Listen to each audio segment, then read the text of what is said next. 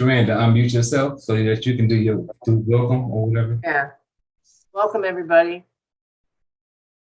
Good afternoon, good evening, everyone. We want to welcome you to the 4th annual prospecting and safety training CDLP here with PPLSI.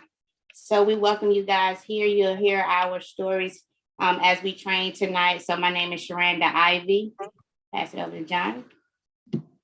All right, good evening, good afternoon, everybody. And this is John Hoffman. I'm going to be training in a specific area today and looking forward to it. And this is going to be exciting. And this is something you're going to watch probably the replay on a few times so you really get the true value of what's going to happen tonight. All right, Kathy. Okay, welcome, everybody. I'm going to be here answering questions. I am a consultant along with a CDL associate. So, but welcome, everybody. I'm glad you're here. Welcome to the 4th annual. All right, good stuff. So guys, like I said, you're going to hear introductions from everybody to find out who they are when it's time for them to train. So you won't have to remember for all the new people, because I know there's some people on here who don't normally join us. So we're going to make sure that we're doing it that way. And of course, I'm Robert Dunbar with Legal Shield PPLSI now. And when I do my little training, I'll introduce myself as well. And I'll kind of be hosting kind of in between. And we're going to get started today first with an interview. We're going to do 3 interviews. And we're going to do them or spread them out between the training so that you guys hear from these different success stories. And I want to encourage everybody today to really take notes during the interviews as well. Some of my best note-taking moments in my small business career has been sitting in conferences and hearing somebody's success story. And if that makes sense to everybody here, just put a 1 in the chat. It's not always about the person who comes on stage with all the notes and the note paper to come give all the great nuggets. And I'm not saying that you won't get great nuggets from the people who do that, right? We expect you to get nuggets from everybody here. But I do want you to know that people's success story is experience, and it's how to, because they just did it. So this young lady that I'm going to interview first, her and her husband have begun interviews pretty much in different areas. So you guys probably all know who they are already. I know it's just going to be half of this team right now, which is going to be Miss Donna Williams. But some of you know who she is. Some of you don't know who she is. But these interviews that we're going to be doing today are going to be strictly 3 people who earned their 50K ring in the CDL space.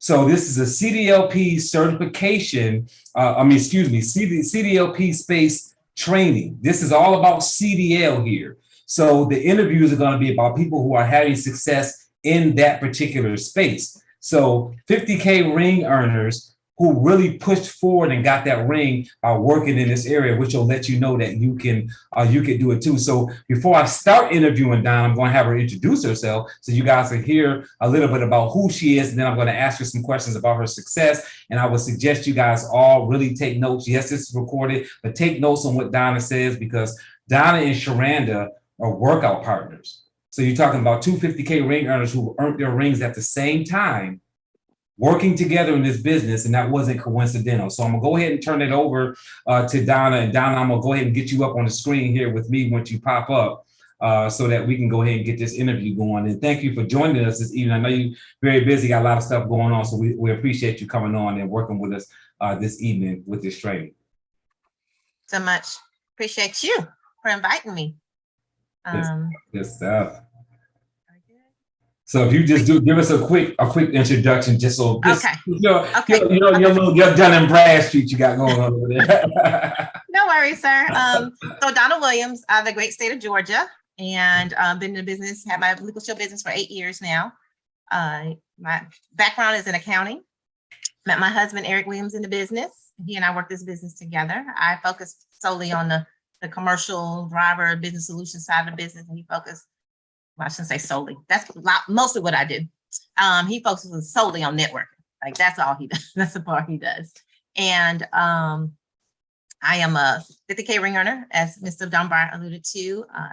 I am a solutions elite, and I just love this industry. I love the commercial drivers industry. So I love helping commercial drivers. I love being able to, let them know about the services that are available to them because it empowers them.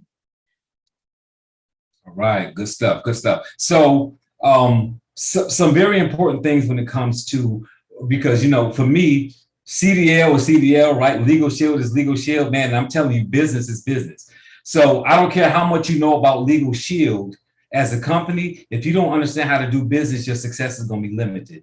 So let's start with some business questions, meaning that you made a determination or decision in your business that you and Sherranda were going to be workout partners. Y'all both made that decision because y'all both wanted to see more out of y'all's business and y'all needed somebody to hold y'all accountable. So one, how did you come up with that decision? How did y'all work that partnership out? How did y'all find each other, work that out? And what did it do as you started your journey into the 50K ring? Okay, thank you so much for that question, Mr. Dunbar. So actually, our relationship, well, we've known each other through the Georgia market, right? And just to kind of back up a little bit, so I was working full time with this company for 12 years, and back in 2018, they decided they're going to let our whole account department go. So, which was a blessing to me. I was actually sick of working there, just to be honest with y'all. So with that, I was like, wow, I got a lot of time on my hands now. I need to figure out what I'm gonna do as far as in the business. And so I was like, okay, I'll start working the solution side of the business. And, I attempted to do lunch and learns. People was eating my food, but wasn't signing up. So that apparently I wasn't doing that right. Something just wasn't right about that, right? So so then I started taking a look at the commercial driver space, because actually it was the first training you guys did with the one that we're doing tonight. It was actually the first one that I was able to catch. And it made so much sense to me once I saw that and was learning the different ways to offer it. But even with me trying to do it on my own, things just wasn't firing. It wasn't clicking. So, and Miss Ivy, you can chime in at any point to correct me in my story, because I don't always remember things very well, to be honest with y'all. And so we connected with each other through another particular group that we were in together. And through that group that we were in together, it was a mastermind group. We decided that, you know what, we're going to work together. So she became my field trainer. She was my field trainer first, right? Because it's smart to get a field trainer if you don't know what you're doing. And so Ms. Ivey was my field trainer, and we would go out out into the market every day. And so, but we worked together so well that we just decided, you know what, we had the same work ethic. We had the same desires and goals. So together we just was like, started doing it every day and just decided to be workout partners, and the rest is history, as they say. All right. No, good stuff. Good stuff. So you guys met, y'all became workout partners. And in your opinion, what was the difference between you picking up the phone or walking in, going after companies by yourself? Because I know even with your husband works the networking side, you work the business solution side. So you were still doing the business solution side by yourself, even though you have a business partner that you're married to. What was the difference between you doing it that way by yourself and your experience of working with, which was your field trainer / then turned into your accountability partner that you earned a ring together, which in itself is just like a fantastic story. Like that's like a story that nobody ever talks about, and who can say, I found a field trainer. We worked so well together. We became workout partners and got our 50K rings within days of each other. That is a story within itself. Like that shows you like how working with somebody that you're compatible with can change the dynamics of your business. So let me stop talking because it's your interview. Oh no, you're fine. Thank you. Well, you pretty much said it. I mean, because doing it on your own, when you're not really sure of what to do, you can mess some things up, right? And it's okay with trying to do it on your own initially, because you're learning. It's a learning. Everything is a learning process, right? But one of the things I can say that really was helpful was not only just having a workout partner, but attending the trainings, getting the understanding not only through the trainings that Legal Shield provides, but even this platform right here. I learned so much, and so being able to marry that with a workout partner, someone who knows what to say, how to say it, and being able to take me out, show me the way, right? And then allow me to do it on my own. So, and it was a little, it was a little scary at first. I was like, see, I'd be like, Miss Hive, you go ahead and do that. You say it. But now, and then it got to the point where I had to do it on, do it with her, and so, and that was when we was out in the field, right? And so it was so different, a different dynamic from being out in the field and then having to, to transition at some point to doing strictly over the phones. But yeah, out in the fields, I can tell you that it was having that coach, if you will, having that person that encourages you, because that's what she did, and just being very knowledgeable. That's what a field trainer is. They're very knowledgeable. And so they're able to help you to skip over a whole lot of steps that you would do if you were doing it on your own, because it's a longer path when you try to do it by yourself versus a shorter path if you use a field trainer. Put it in a nutshell. No, absolutely, that's good, and it also goes to show like the tenacity and your work ethic and all of those things. When somebody says, "Hey, I'll go ahead and take you on as a trainee," and then however long later you guys are working together hand in hand because the relationship has become that compatible. So, in your opinion, the person that says, because we hear this, you hear it because of your position in the business and the length of time you've been here. I don't need a field trainer. I tried to call on a couple of field trainers and it didn't work out, which is a common thing. I'm going to go ahead and do it by myself.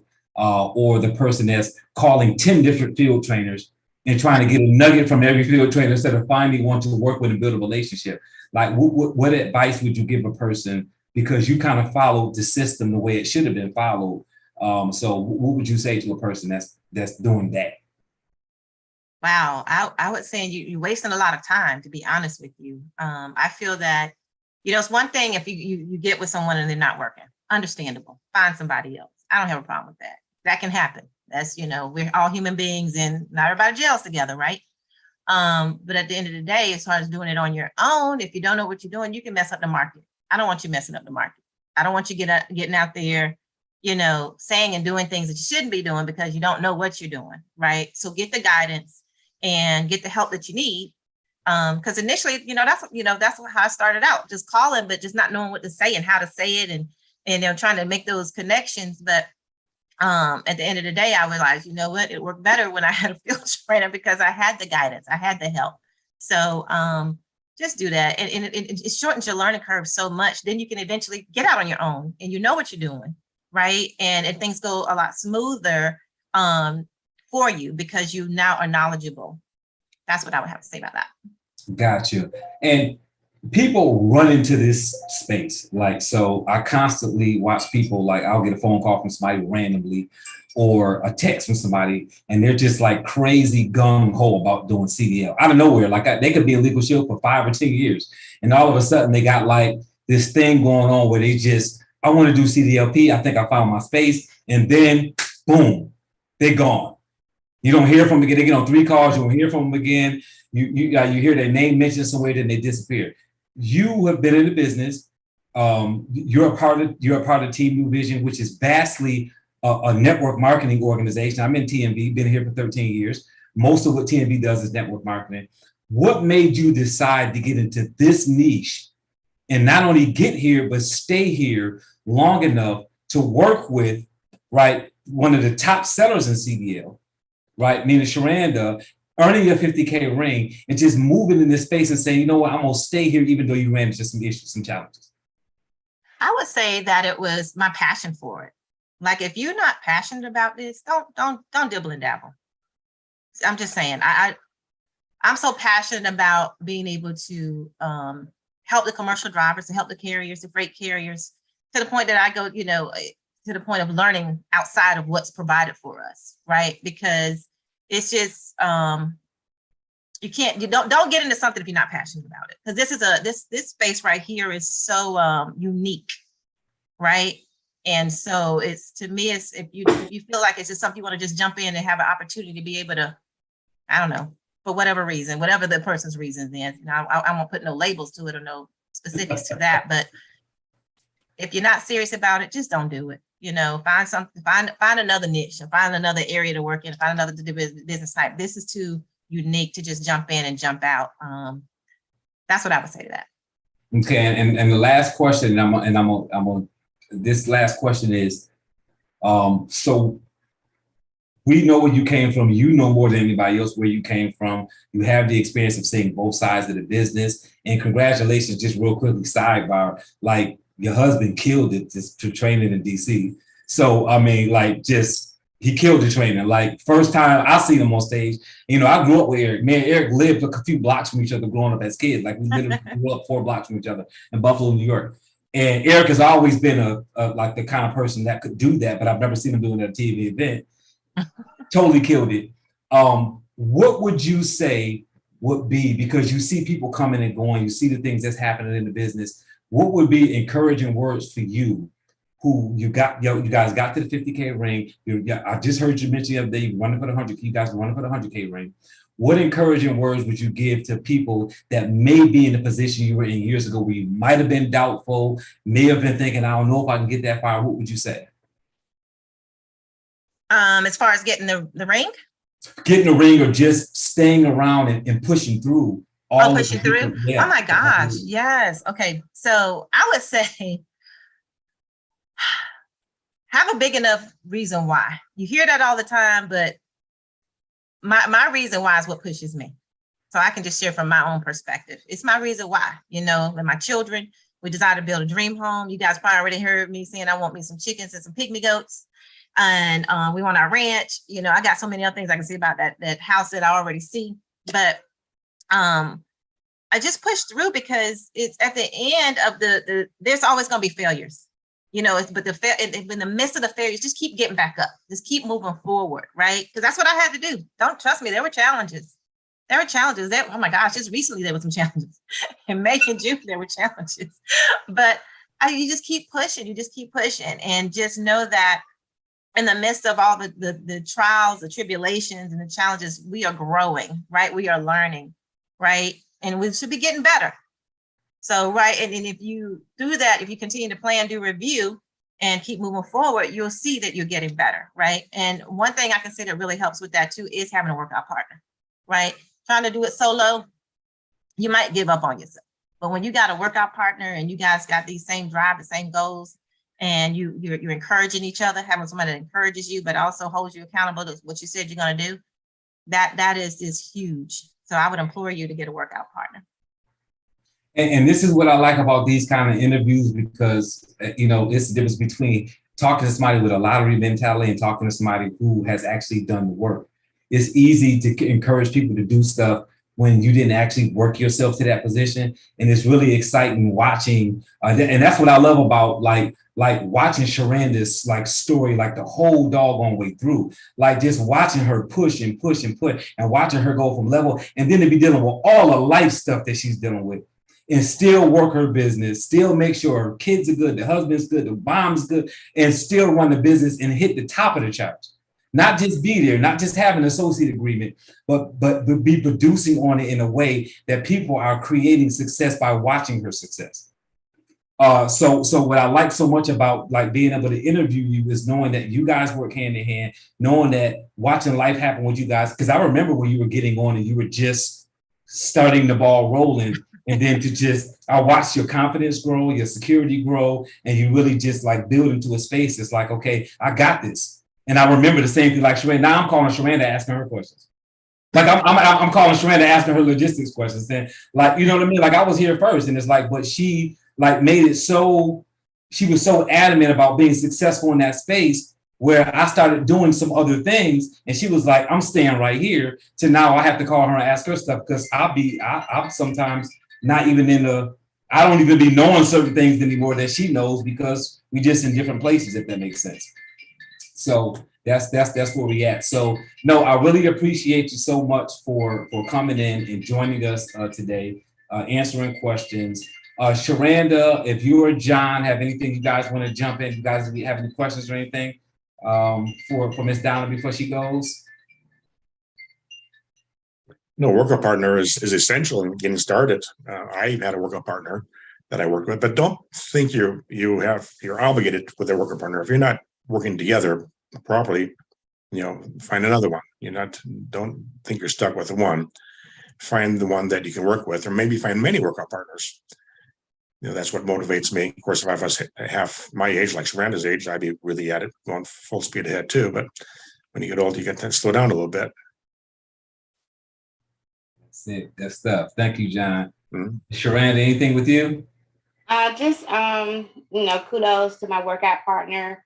And that'll be that, they'll hear my story about that, in my interview. But one thing I will say, like you say, you remember our journey.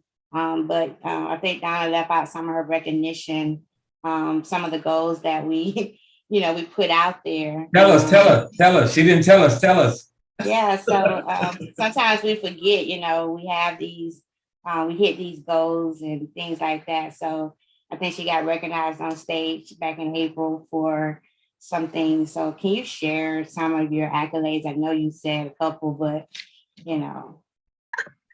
Yes, Miss Ivy. So some of my accolades was being one of the top group openers. So that was one of them. Yeah. But if we had an award for it, she probably was the #1 small biz producer in solutions, but we didn't have an award for that. So she probably, I think you wrote almost 100 small biz plans last year, and they were all mostly CDLP in this space. So just some of the things that we focused on. And so, we talk about it, but she, if that was an award, she would have been that. So kudos to you, partner. Isn't that interesting? It's interesting that this is the CDLP space. And 2 of the people that are being interviewed this evening for earning a 50K ring wrote an abundance of small business plans in the CDLP space. And it shows the importance of cross-selling. How when you understand your product and understand the market that you're in, you can market the product correctly. See, and that to me is exciting for me because that's business. That is having the business mind and saying, you know what? No, this is truckers, but they need the small business, but we have another product that they can use. And you guys went crazy with that. Went crazy with it. And you know what? I don't know whether they got an award or not, but I know they paid you. So I know they gave y'all some money, right? And I know there was some trips involved too, some performance stuff. So hey guys, that's it, man. That is heavy. So I appreciate you so much for being on. Tell your husband we say hello and thank him for lending you to us to do this training tonight, right? So we appreciate you. Absolutely. Good stuff. Everybody put a 2 in the chat if you're excited about Donna Williams. Let her know with the 2 in the chat that you guys appreciate that interview, our success interview with Mrs. Donna Williams. And now we're going to be moving over to the first part of, IPA, which is income producing activity. So we started with a success story so y'all can get excited, but now we're going to turn it over to Mr. John Hoffman, who is going to tell you how to do the very first thing that you have to do, which is prospect companies. You have to find companies to walk in or call.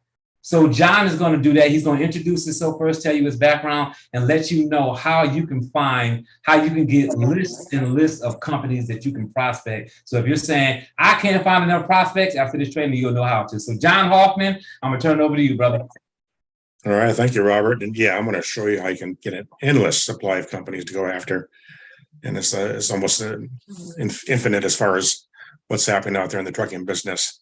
But I've been in the business. This August is my 16th year in Legal Shield. I came across the CDOP plan because my prior self-employed business was in the truck tire market. I would sell truck tires. I didn't have a truck tire store where I was installing them, but I was like a broker. I was selling loads of truck tires to transportation companies and other tire companies, even exported a lot to Mexico. And I found out after doing that for about 25 years in the tire business, I kind of got tired of the tire business. It was a lot of work, a lot of, chasing customers, a lot of, the problems. And then when they started to come out with a lot of Chinese tires in the market, that's when I thought I got to find another avenue, because I just saw that there was a lot of problems with that.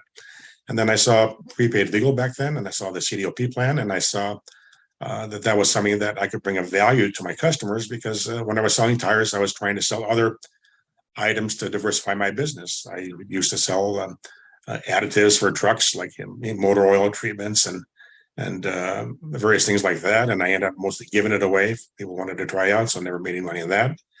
And I started to sell a lot of these LED lights you see on trucks that are really lit up at night, like a Christmas tree. And that was doing pretty good, but I felt guilty about that because I would have drivers spend hundreds of dollars buying these lights to put on their truck.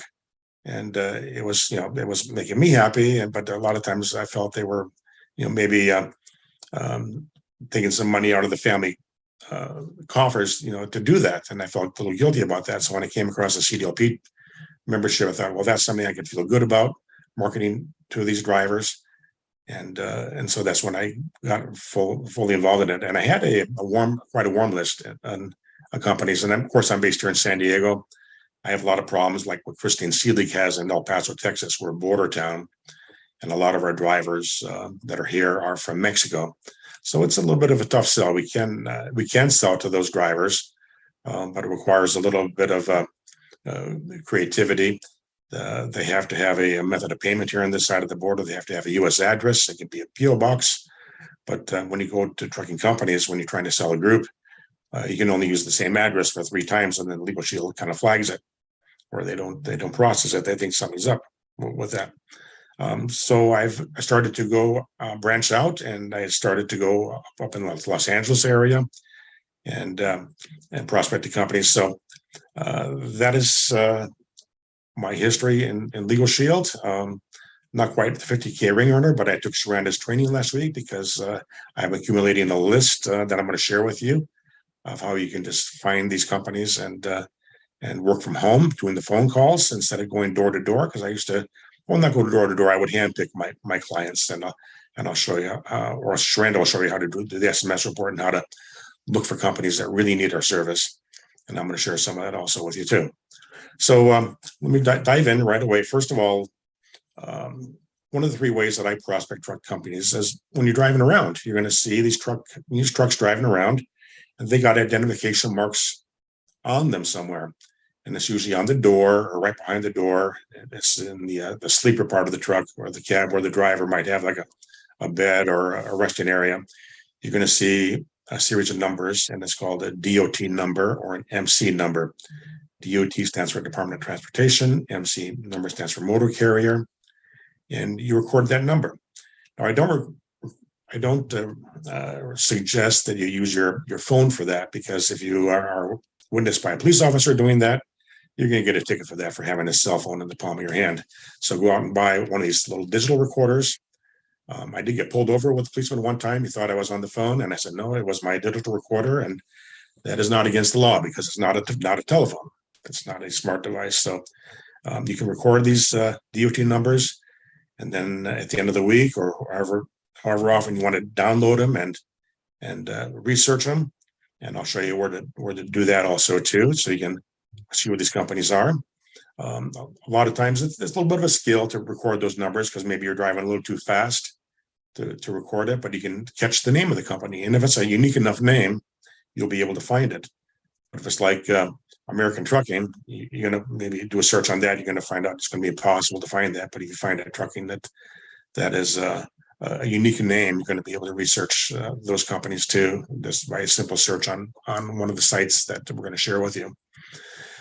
So another way that I search companies, and I'm going to pull this up, and I talk about that in my CDLP certification training. I'm going to share a screen here. There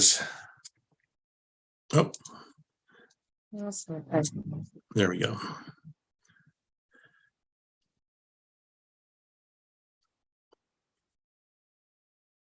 Is what Alan calls my bad boy list. Okay, so this is a list of trucking companies. And I'll put this website on the chat feature too, where you can see which companies got fined. So here I pulled this up and have this ready. This is as of this year so far, all of 2022. And on the far right-hand side, I'm going to minimize my screen here. You're going to see they got 126 pages of this report of companies have been fined so far in 2022. And it goes by geographical area. So you can, click on a state and it'll start in reverse order, and then click on it again. It'll start with the A's. But you can also go back here and click on the state that you're in. And I'll put California, for instance, because that's where I'm at. And click on that. It'll pull up all the companies in California that have gotten fined. So it'll show the DOT number, which is one of the numbers you're going to need to search them. It'll show their name. A case number is something we don't use. It'll show, one that was closed, but it shows the city that they're in. So you can click on this also too, and it will put them in alphabetical order. But this is reverse alphabetical order, showing Yuba City first. If you click it again, it'll reverse it, to start with the A's. You can click down and scroll down and see which city is closest to you.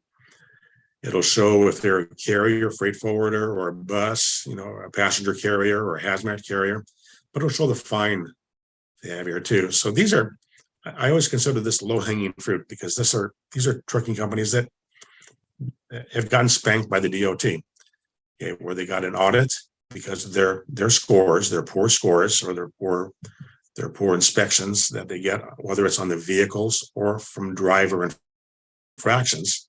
Which is important to remember, is that when we talk about a CDLP plan, we're talking about helping the driver, not necessarily vehicle infractions, which are something else that we'll get into on the SMS report that Sherranda will share with you. But these are, the penalties that you'll see that they have been assessed. So I'm going to put another interesting feature here. I'm going to get out of California and put the national result in, and just to show you what has happened with these fines. Okay, so like I said here, there's 126 pages of this report for nationwide, all of this year. But I can go back to 2021.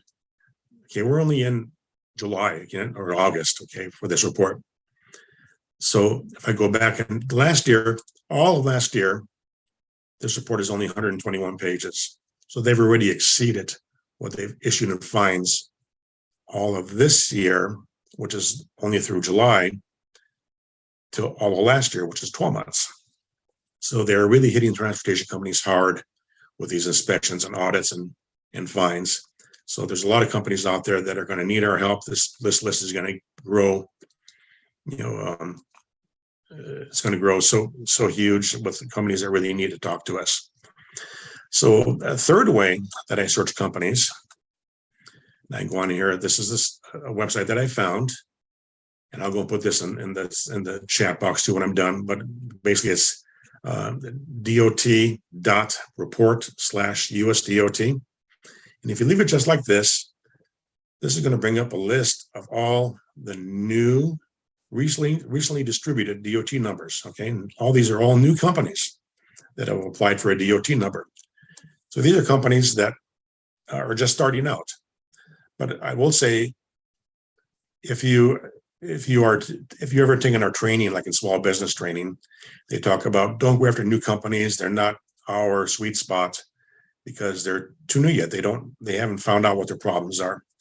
But you just don't go in the trucking business. Okay, you have to have been a trucker before, driving for another company. They have their issues. They know what their issues are already because they've been driving. So don't be afraid to call on these companies. So I'm going to click on the first one here. That's El Calado. It'll pull it up. You'll see it's in Commerce, California. It has one driver, a brand new company, probably an owner operator that can convert it to his own corporation. Okay, it won't have any history at all. It'll show a map where he's at too that you can click on. It probably is a house, but that's something we just can't walk in the front door, but we can certainly call them. And this is Sherranda Strings. He likes to make phone calls to these smaller companies, and a lot of these companies that are small like that, they don't have a yard or an office. They're just a single owner operator. So this is one company that I will, do some research on. This is a brand new company. There's no reason not to call them because he has driven for a living, probably for another company, and now he's got his own company. So we can talk to him about our legal shield plan, probably with our home-based supplement, okay, added to it instead of the business plan, and of course the commercial driving legal plan. And between all that, you can form a group out of that. And that will be, you know, good call for you. So let me back up and take this company out of it. And let's say I want to put in, let's just put in a capital GA for Georgia, for a state. Okay, I'm going to put that in instead of leaving that blank. Okay, and this is going to bring up a list of all the cities in Georgia. You can click on now. So if you're in Georgia and say you're in Alpharetta, which is a nice sized city there, I guess, a suburb of Atlanta, I understand. You can click on that and you can find out all the DOT numbers. Yep. Okay, there's just one list out there, so I must have a spelling wrong. A lot of times the spelling on these is wrong too. You see this Alpharetta. So let's see if we can find the right one. Well, let me pick another one. That might just be too hard. Let's go to Atlanta. I know how to spell that. Okay. So these are all the companies in Atlanta, Georgia, that have DOTs. And you can scroll down this list. And it's, of course, Atlanta's a big city. This is going to be a huge list. But you can just pick on some of these companies. They look like they're express companies, transportation companies. So here's one called Gulf and Transport. You just click on that. Okay, so it's one driver. You know, it's a small company. It'll show their phone number, their address, even their tax ID number is on here also too. Their email address also too. So if you want to send them an email. And also their street address, of course, the map where they're at also too. Okay, so that's the third way. So you have the one is with the fines, and they update that monthly. This list here, if you were to leave that blank for new companies, this list is ever changing. I want to say by the hour, okay, but probably maybe 2 or 3 times a day, you're going to get a new list of new companies coming up. So you'll never run out of companies to call on, because this list is going to be ever changing. This is going to change every couple hours. You're going to get a whole new list of probably 200 trucking companies you can call on. And with that list, realizing these are all new companies, but these drivers are not starting out just driving a truck. They've driven a truck, so they know they have issues, or maybe they've had issues with the other company they work for. And that will be something you can call on. Excuse me. And a lot of these are going to be outside your area too, but that's good practice, you know, to call on a company. Like here's one in New York, Amherst, New York. It's got 3 drivers, you know, a little bit larger company. A lot of times they'll give you the name of the owner there too. So that's something else you want to find out, is sometimes who the names of these companies are. And I'm going to show you an example of one that I came across when I was doing my research. Then I'm going to show you what you want to try and do with this information, because you want to try and catalog it. Okay, so here's another company called Alfaro's Transport in Dallas, Texas. It doesn't give you any owner information. Of course, looking at the email address, it looks like Rafael Alfaro might be the owner, but let's check. So on the training, they talk about using Reference USA, but Reference USA is not kind to transportation companies to try and find out who they are. I did find a couple of sources that are more friendly to it. One is called BuzzFile. So if you go to buzzfile.com, you're going to find they have 3 icons at the bottom. Just go on the basic one. That's a free site. You click on that, put the name of the business in that site and see what comes up. So Faro Transport doesn't come up, and there's one in Katy, Texas. Okay, so let's see if that matches the phone number that was here. So it's 214, which is the Dallas one, and this one is a 281, so that's not the same one. So now I got to this other site called opencorporates.com. This is a free one also too. You just sign up for it, and there's no charge for it. Put the name in there. Okay, it'll pull up the 3 states. There's one in Texas. Okay, here's the one right here. It's probably the same one. They go Rafael Alfaro. Okay, it's the same name as what we have in the email address, so you know that that's the owner. He's also the registered agent for this company too, so he's a small corporation. There's other information here in there too. You're going to see the status of the corporation is forfeited existence. Okay, so he's had some trouble. Okay, he might have closed his corporation, and now he's operating as a sole proprietorship, but according to the DOT, is still in business. But this is all information you're going to be able to use. Now, let me show you what I do with that information. Let me change my share screen to a different one. So you want to catalog what you do with this information and how to follow up on it. So this is an Excel spreadsheet that I created. These are my trucking companies in San Diego. And I have them color coded in such a way, like these yellow highlighted means this was fined last year, how much they were fined, but I have their DOT number, the name, the phone number, the address, how many drivers. These are the scores, their safety scores, which Sherranda will go into in the SMS report. And some little tidbits about them too. If they go 48 states, that's an ideal company. They got other issues too, like here they had 3 critical and acute violations, which Sherranda will go into that also too, but that's what contributed to their fine. These ones in red here are the ones that are fined this year. The ones that are white are just usually ones that I've just noticed driving around them, and I recorded their information with my digital recorder. So this list in San Diego, you can see is about, it's about 600 some names, more than I could go over through in a long time. It would take if you do 100 calls a day, which is tough to do.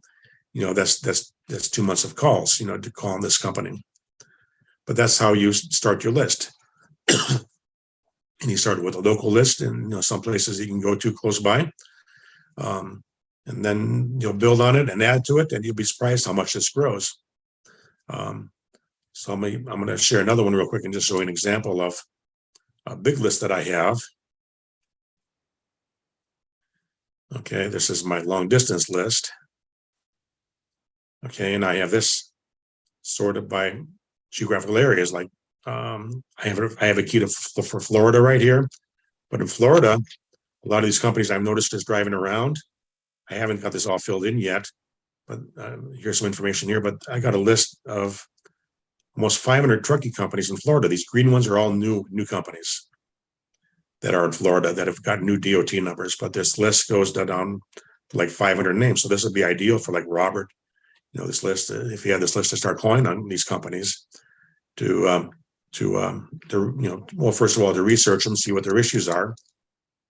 But then keep adding to this list as he goes along. And these are the ones that were fined this year so far. These are actually the ones in bold were fined last month. You can see this, that's quite a bit. So that's how you get your list, and you find your low-hanging fruit. You find other people that maybe haven't been fined yet, but they're maybe about to be fined. Sherranda will go over that with the SMS report, as how to research that and how to determine if someone really should talk to us. And then there are those companies that are brand new, like that are here in the green, that they don't have any record yet, but we want to get them to service before they start running into trouble. Hey, is there any questions anybody has on that we can answer? I don't see any questions. Go ahead. Who's that? I hear a voice. So some questions in there, not really to you, John. The question was, is there a do not call list for CDLP? And I just responded that CDLP is no different than any other company. So these companies are no different than a school or whatever other company or industry you're prospecting. If you are group certified, the same process is with these companies. Okay, so you want to check and make sure they're not a group before prospecting, or if you prospect and they are a group, the golden rule is to, back out and say great. There are 2 companies that I'm aware of, or 3 that are on our company do not call list. One is Swift, which is a big company, is on the do not call list. So is JB Hunt.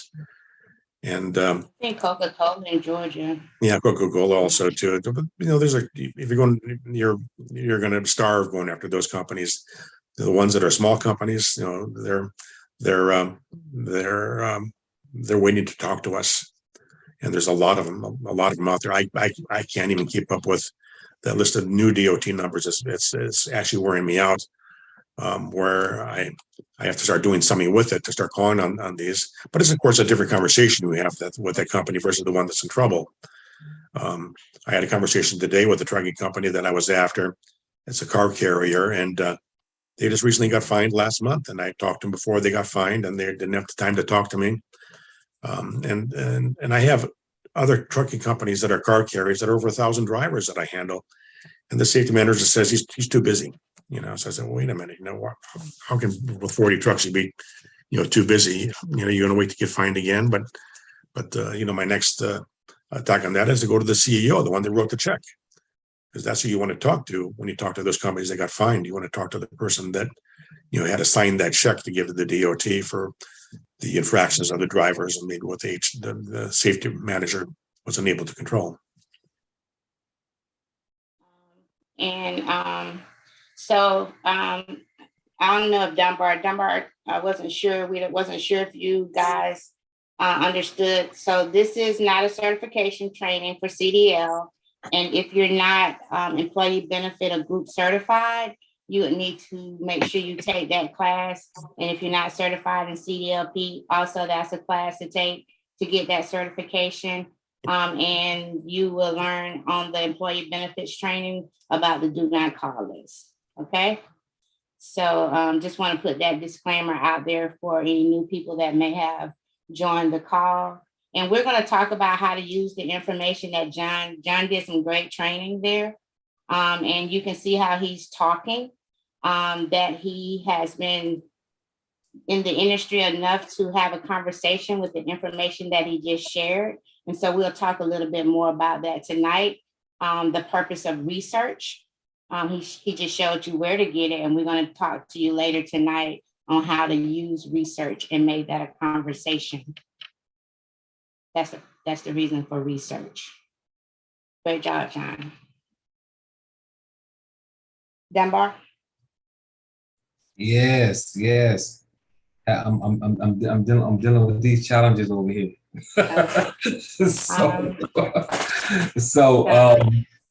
What we're going to do now is I think I'm going to go ahead and start with. Are you ready to do your part? Because I have to get some of these other guys in, and I haven't been able to get them in yet. And would you like to do your part first, or would you like to do your interview first? Either one. I am ready. You are ready? All right. So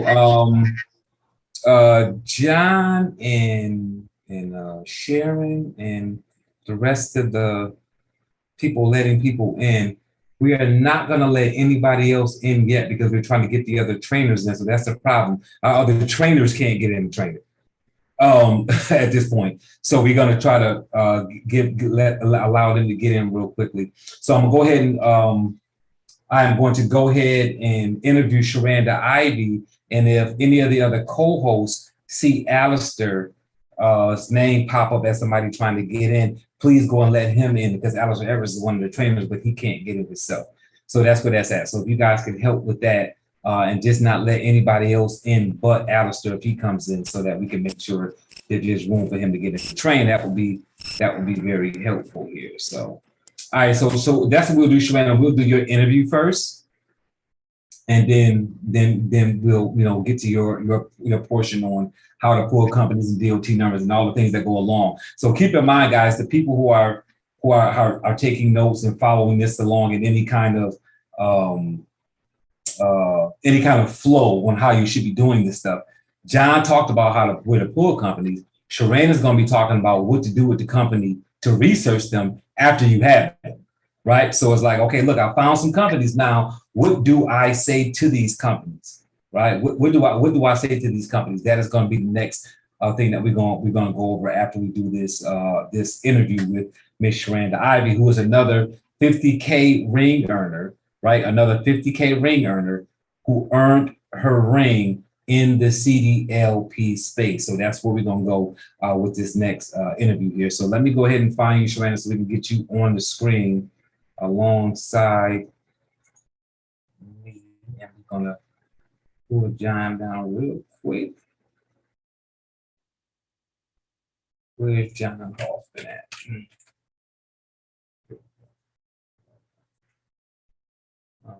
Okay.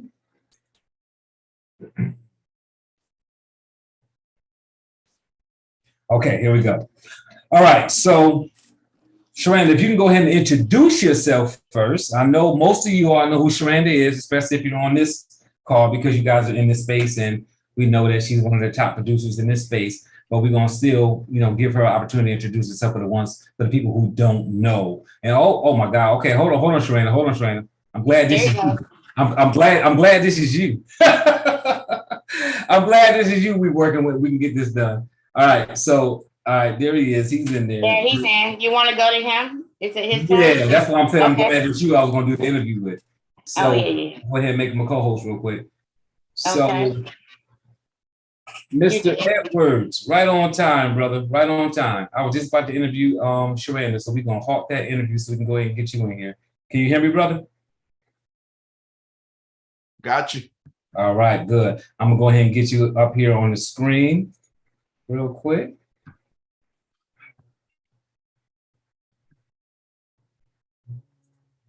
All right, there you go. All right, Mr. Edwards, I know your time is short, brother. I know you got some other stuff going on. I'm gonna have Mr. Alistair, ask Mr. Alistair Edwards tell you who he is to the business solution space, because we asked him here for a specific reason. This guy is a unique sales trainer, but is a $300,000 income earner in the business solution space. Has a team as well, works both areas of Legal Shield. Alistair Edwards is very well known throughout the company. So, I mean, obviously, I don't have to give his whole Dun and Bradstreet, but I know he's going to say a few things about himself. I know you couldn't get him, brother. We apologize for that. And I'm going to turn it over to you. I'm going to turn it over to you. And I thank you for joining us this year for the 4th annual. We've got, it looks like 40 or 50 people on YouTube and another 100 here. And some more people trying to get in. So, brother, the floor is yours, and I thank you so much. We all thank you so much. Well, first of all, man, I would not apologize for that. That means you're doing something good enough that you're providing value for people that people want to be a part of it. So no apology necessary. That's my fault for not getting on earlier. So I definitely wanted to say thank you so much. Like you said, my name is Alistair Edwards, 27 years with retired from a 27-year career of grocery retail. So I worked with public supermarkets, was a store manager with them. Got introduced to Legal Shield in 2003 by Mr. Ron Green. After a long 6-month battle of trying to get me to go to a briefing, I finally did, just to get him to leave me alone. I'm glad he was persistent because that totally changed my life. My first year was able to generate an extra $30,000. By my 4th year, I was doing over 6 figures. By my 6th year, I was doing over 6 figures in residual income.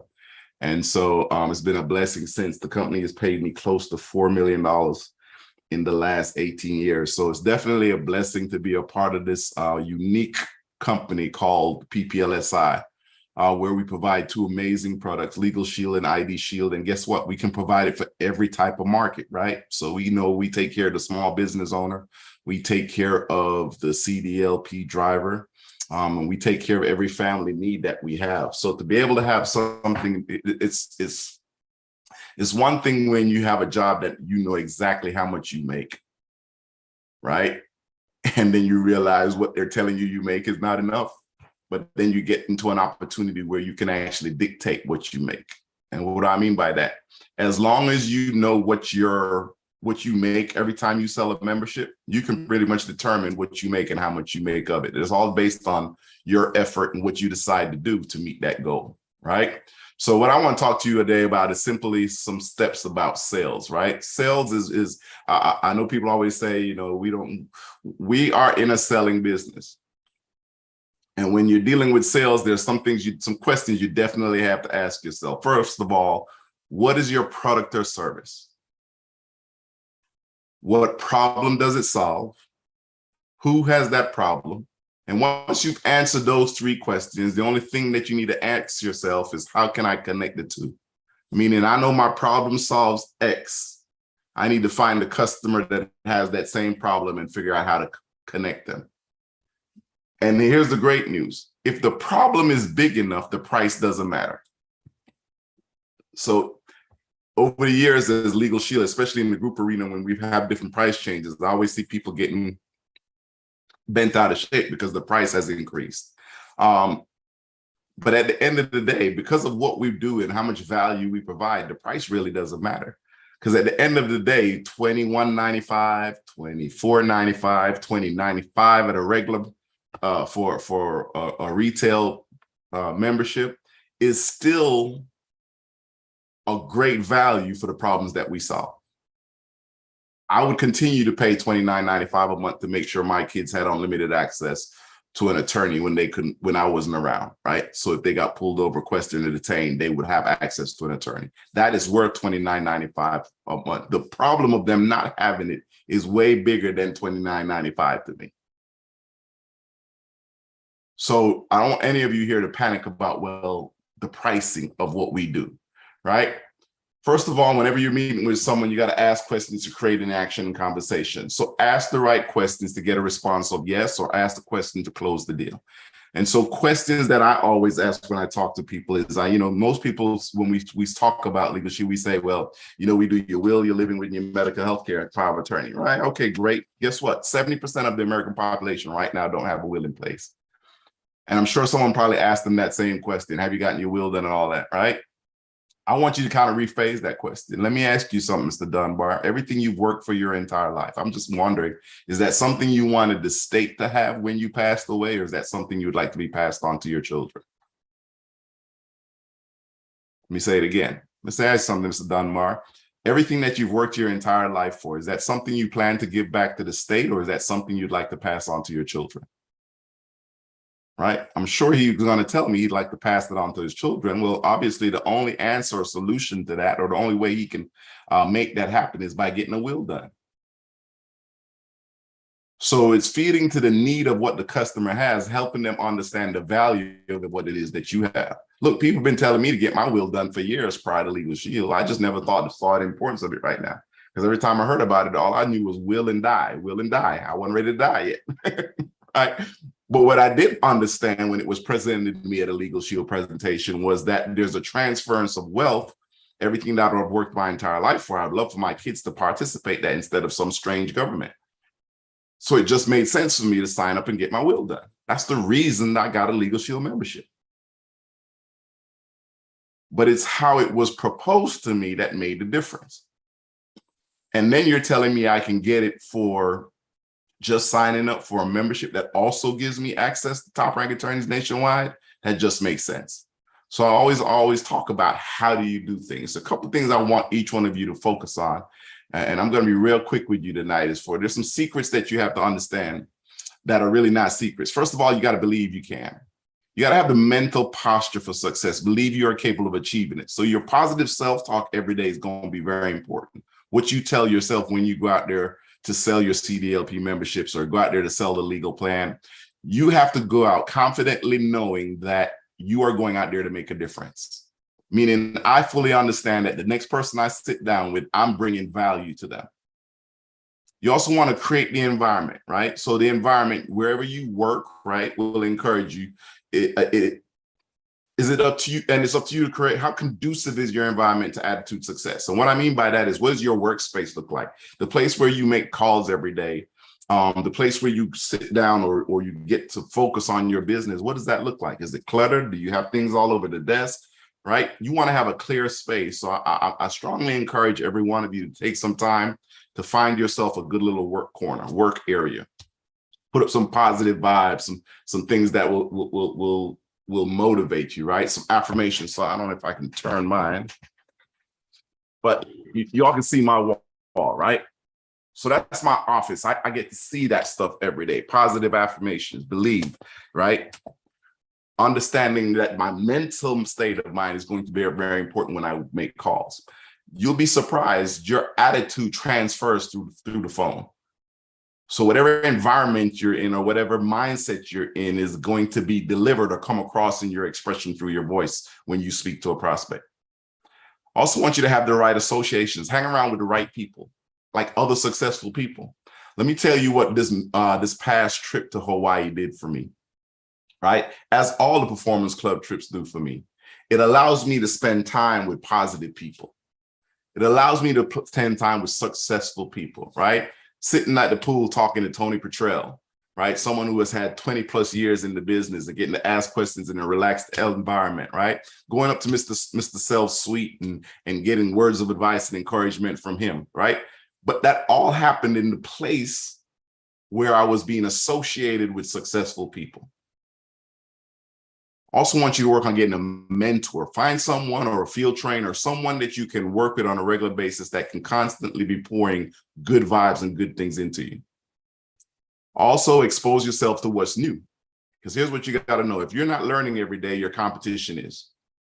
New information is successful to success. And how much time are you spending each day on learning something new? So first of all, I want to congratulate all 100 of you that are plugging on this Zoom. I want to congratulate all the 50 plus that are following it on YouTube. You guys are doing the right thing, right? You're putting yourself in a place where you can be exposed to more information. So when I first joined the business, and as soon as they put up all those trainings in the back office, every night I would spend 5, 10, 15 minutes just picking a random training. So if you all don't know, for those of you that are new to the company, if you go into your back office, go into LS Engage, if you see those little things across the top, if you go to the far right, there's a tab there that says training. And there are several videos there of different parts of training elements that will allow you to get better in the business. So when that training module first came out, I constantly every day decided I'm going to get a little bit better, to learn a little bit more about something new in regards to my Legal Shield business. Because what I wanted to do is become so good at it that if someone was to ask me a question, I would have the answer. So Melissa's Wilder's training on walking the community, perfect, right? Mike Riches has a training back there. I mean, you have some of the best trainers in the company that have little videos about it, right? Don Thompson talked about the compensation plan. How do you become good at your business if you're not getting trained?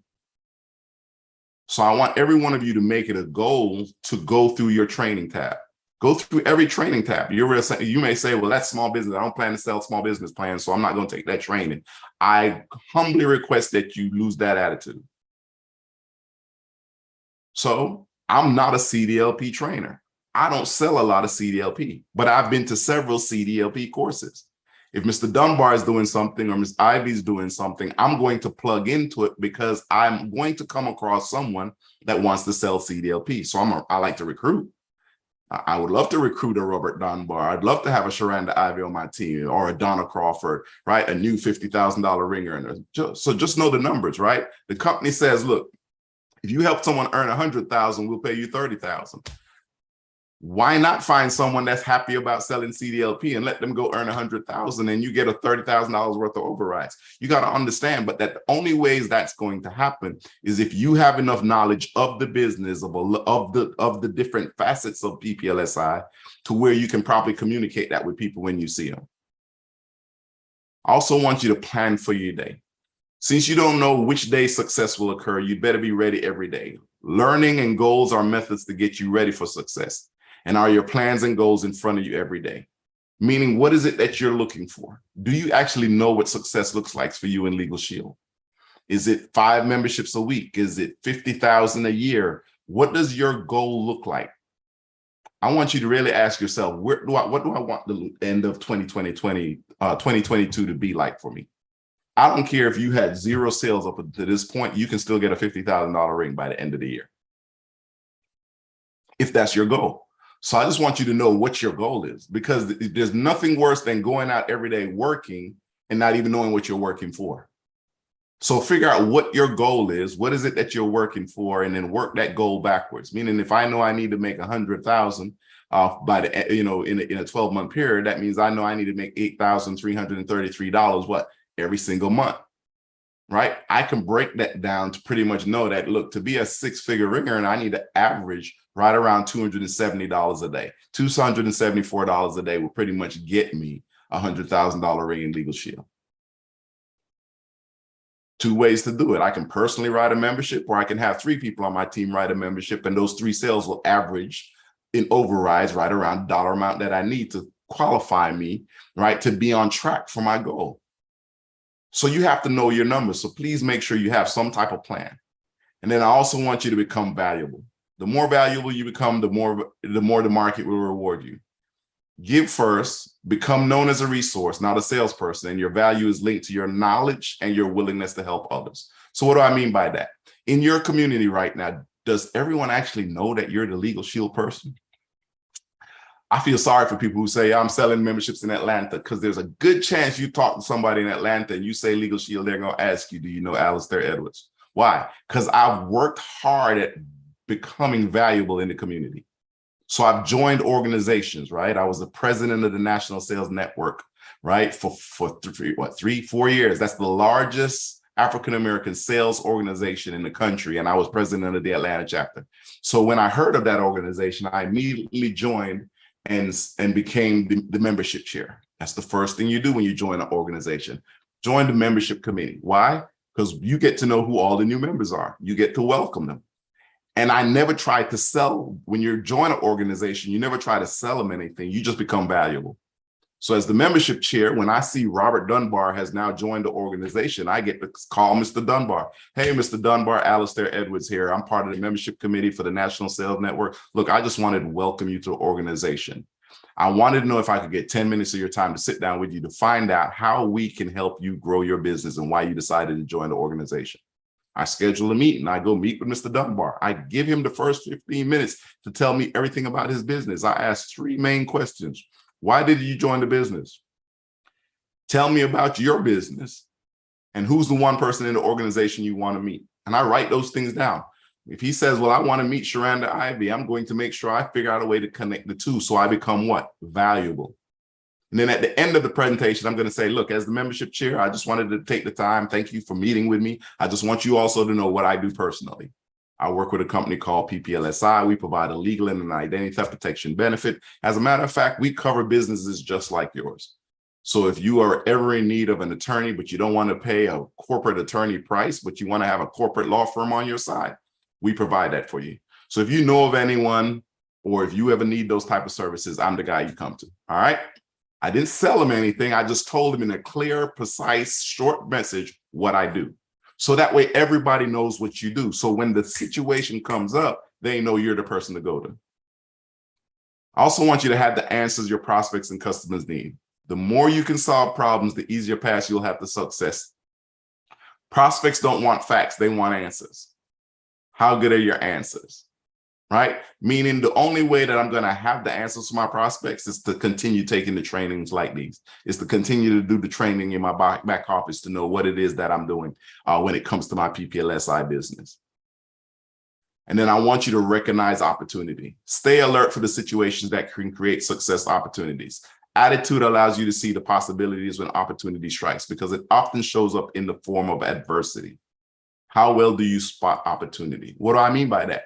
So when I'm in organizations or I'm at networking events and someone says, man, I just had someone slip and fall in my store, I always ask them, well, look, just make sure you have the proper legal coverage to handle that, because 9 times out of 10, they're probably going to sue.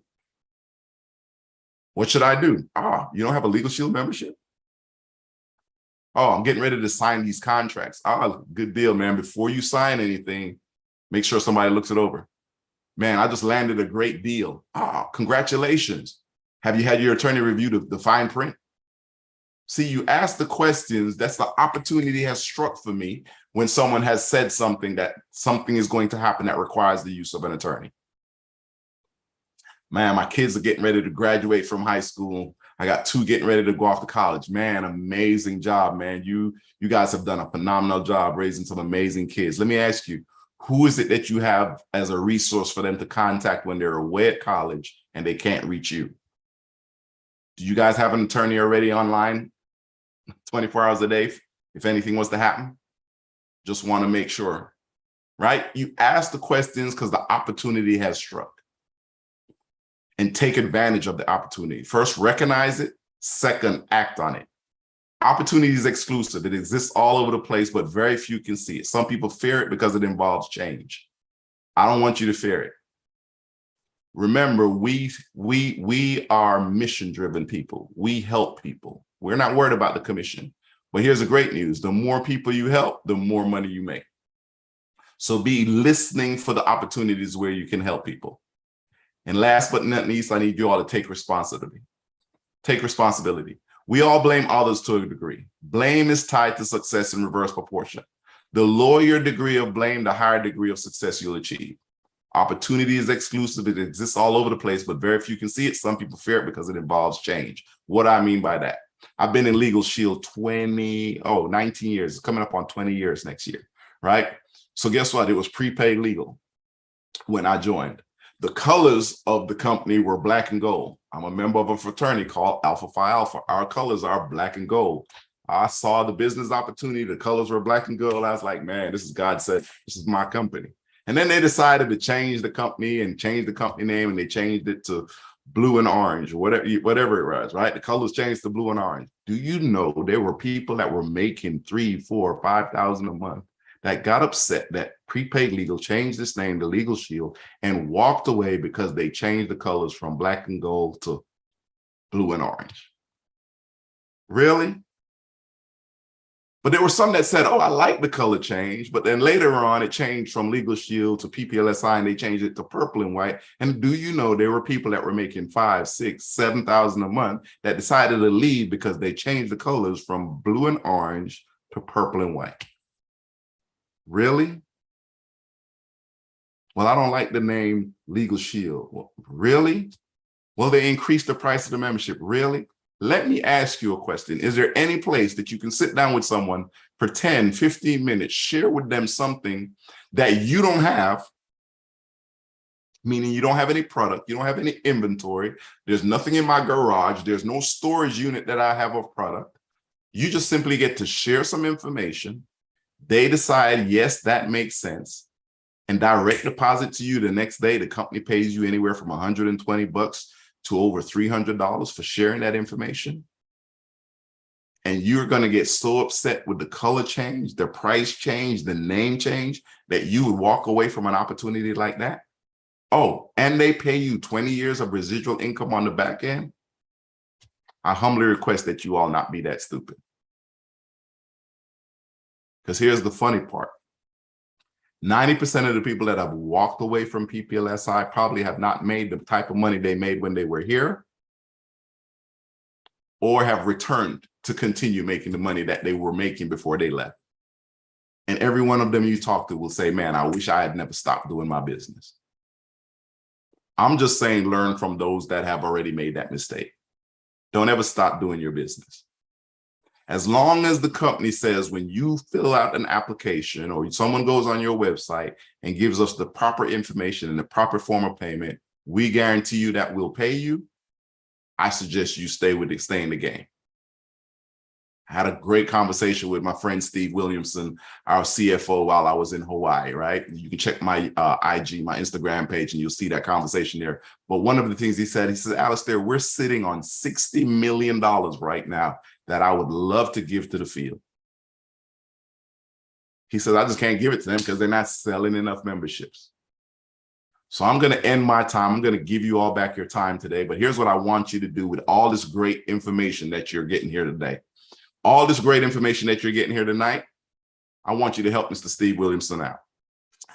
I need you all to sell more memberships.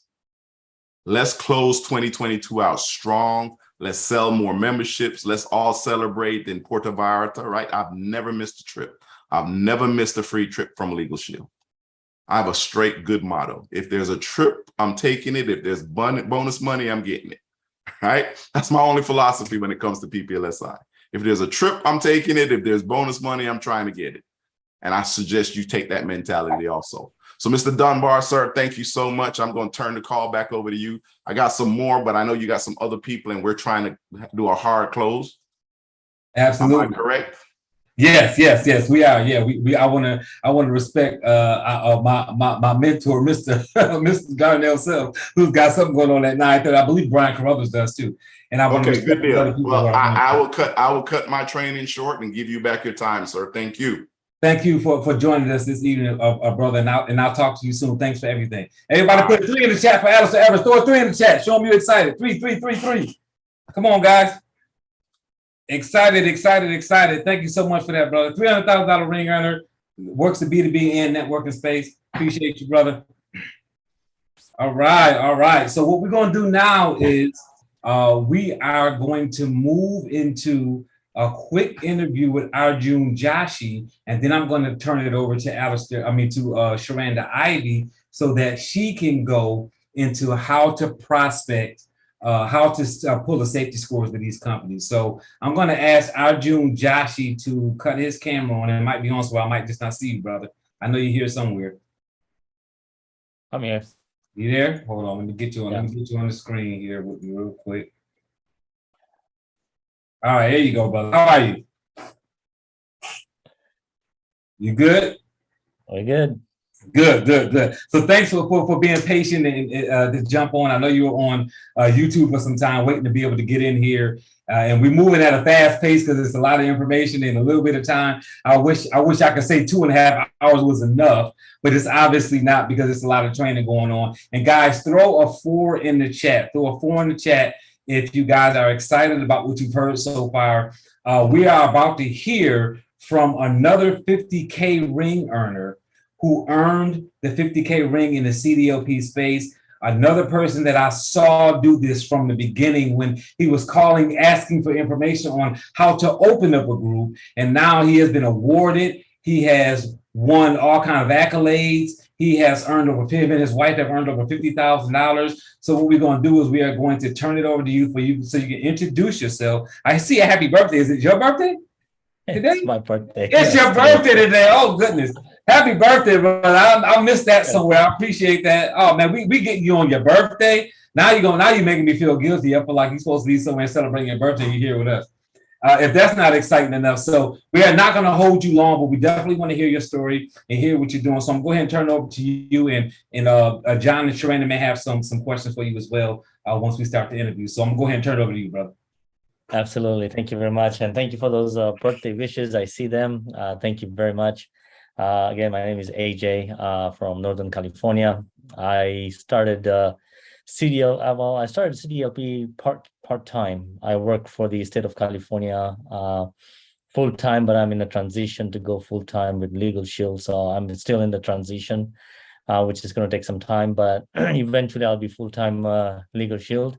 And basically, Mr. Dunbar, as everybody knows my story, I made a wrong U-turn. I knocked on a door, and that door opened up to a company that has about 1,000 drivers and about 800 tractors and about 1,200 trailers, and got into it because of the CDLP Monday night trainings. And because I am involved in those Monday night trainings, I learned a lot from there, and also from Mr. Lamar, Ms. Sherranda, Mr. Dunbar. It's all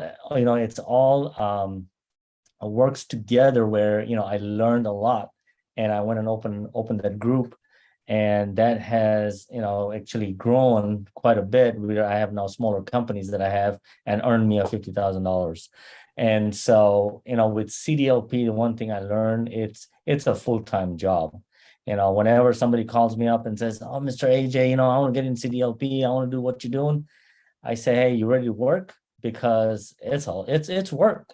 You're on 24/7 for those drivers, because the drivers on the road 24/7. That means as a Legal Shield agent, you're on 24/7. Sometimes drivers will call me at midnight. Sometimes they call me 9 p.m.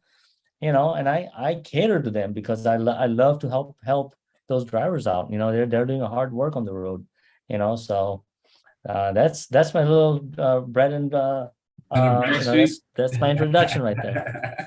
All right, so and we like to bring these same topics up during the interview because we want people to see that there's a pattern.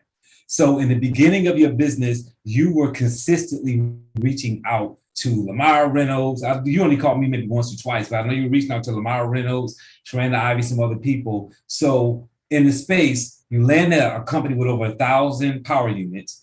You were nervous. You were scrambling. You were making phone calls. You were trying to figure things out. How helpful was it to you to not only have like this call to get on Mondays, the certification training is going on, and being able to reach out to the field trainers to ask questions? How was that helpful to you as you built this 1,000 unit company, over 1,000 units?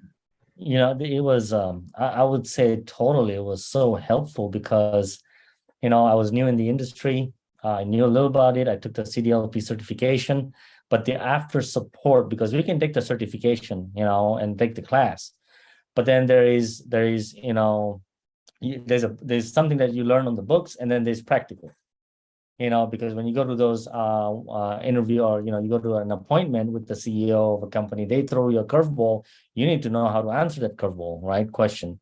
So the trainings and the support from the CDLP leadership has tremendously helped me to grow into the CDLP arena and do my research, because you got to learn every single day, because the transportation industry changes every single day. There's certain things new that comes out. There's something old that you didn't know about. You don't know. You got to keep up with all those information, and that's where the information you get is the CDLP group, whether it's Facebook or you call the field trainer and you ask them the question. The other one I really found really helpful was the Miss Sherranda Ivey's accountability call. That's where everything happened. That is where my business blew up, because I was on that call. Like everybody knows that. Ms. Sherranda asked me to do the presentation on a whim, and I did the presentation, and she basically said it sucked, right? Yeah, man. If I was a buyer, man, the shit, I wouldn't buy for you. I would just show you the door, right? So I kind of practiced my presentation. I came back to her, say, "Hey, this is my presentation." She says, "Yeah, it's better. It's not the best, but it's better. You need to practice more." But then I learned about it. I learned about the industry. I practiced the presentations, and then I kind of made that presentation perfect. And now, every week I will have, anywhere from 5, 10, 15 drivers enrolling in the Legal Shield CDLP program. Good stuff. Good stuff. So you went to Sherranda Ivey's Thursday night accountability call, did your presentation, and she basically told you it's up. That sounds like a Sherranda move right there. So that helps you build your business. So there's somebody here saying, I'm doing B2B, but I'm having challenges because I have a full-time job, or my work hours, or I've got kids, or whatever the case may be. So for those that aren't familiar with AJ's story, I don't know if he still does today. I don't know a situation today, but he had a full-time job. And him and his wife working the business together. So how did you manage to not only open a 1,000 vehicle group, but open other groups, make 50K in Legal Shield? How did you and your wife do that together with both of you guys working and everything? So we have a team of 3. So it's myself, my wife, and my brother-in-law. And basically, I'm the guy up front, and the back end is my brother-in-law and my wife that work together to do all the paperwork. But here's what my schedule is. My schedule was from 5 to 10 p.m. every single day, except Saturday and Sundays. I kept it open for the family. But Monday to Friday, I got up at 5 a.m. Got on, when I was doing the phone calls, I got on phone calls for the East Coast. So I started calling the company on the East Coast at 5 in the morning. And then at about 6:30 in the morning, I started doing my business here locally. I have my big groups, because everybody comes in at 6 o'clock. So I start making calls to my big group and see how many drivers they have that week, so I can prepare for that week. And then after that, at about 8:30, I start sending out emails. If I'm doing prospecting emails, I send out emails, and at 9 o'clock I get on the job from 9 to 5:30. I'm working for the state of California, but I usually get 2 15-minute breaks. So in those 2 15-minute breaks, I'm either making a follow-up call, or I'm sending an email out to a business owner. And then in the evening, I come back and I check my emails and see what I need to follow up. And not only that, do my paperwork or do my applications that needs to be uploaded on LS at Work, or LS at Work. And also, my wife and my brother-in-law, they'll go through the paperwork. If there's something missing, they'll call the driver, make sure that we got all the information, all the credit card information, and also make sure that they got the app's working. So it's a team effort. And then I have my son, who's the technology guru. So if I get stuck with technology on the Zoom, or on my laptop or something like that, he would come and help me out. He's the one who's really came through where we had an issue with the big company tracking the tickets, and he's the one came up with the program that introduced the big company, because we are a valuable resource. What Mr.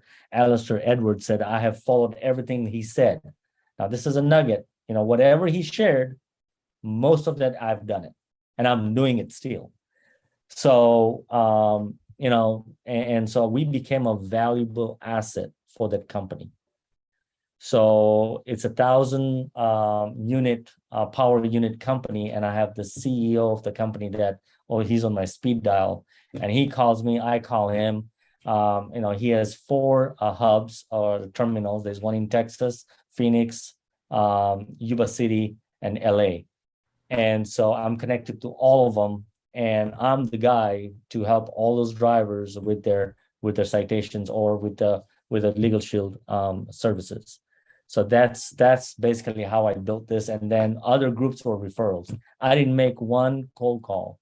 There's all referrals from this big company and drivers that refer me to those smaller companies to open up the groups. So that is how my day goes. Okay, and you said you said something that you did something, not you said something. You did something that's very uncommon. One of your very first companies was over 1,000 power units. So, and now that you've done it, right? Because it's one of those things that, man, I've been through some stuff that I've got two sons and a daughter and a 2-year-old granddaughter. I got some things that I did in my life that I don't want my kids to have to do, right? To get to where I'm at in life. So for the people who are saying, okay, done, not going after 10, 15 truck companies or more. This guy doesn't do cold calls because he landed at 1,000 unit company and now he's getting referrals. What would you suggest for people who are saying, I want to go after big companies? What should they be looking out for? Is it not a good idea for them to do that because of what you've been through doing that? What would be your suggestion on it? So let me clarify something, Mr. Dunbar. I think I kind of,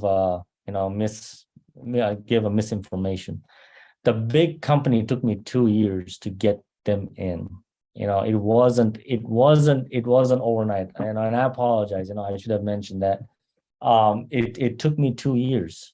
I started following up the company in the end of 2018. It took me all of 2019. And then it took me almost all of 2020. And then end of 2020, finally, I got a breakthrough because I had Mr. Lamar's, script, and I took the script back, back to the safety director, and I just read the script word verbatim, and that's when things started happening. So it did take me 2 years, but I would suggest anybody coming into this industry is to start with those owner operators, those companies have 5 or less trucks, and go with them, because you're going to talk to the owner directly instead of going to the safety directors, or, you're going to get the owners, and they see the value in this program. And as far as, if they don't have to pay for the program and have the drivers pay for it, guess what? They will go for it because it's no money out of their pocket, And as far as right now, the trucking industry is going, things are slowing down. And so they want, what we have, but they want to make sure that the drivers are paying for it because of the transition of the drivers coming out of companies.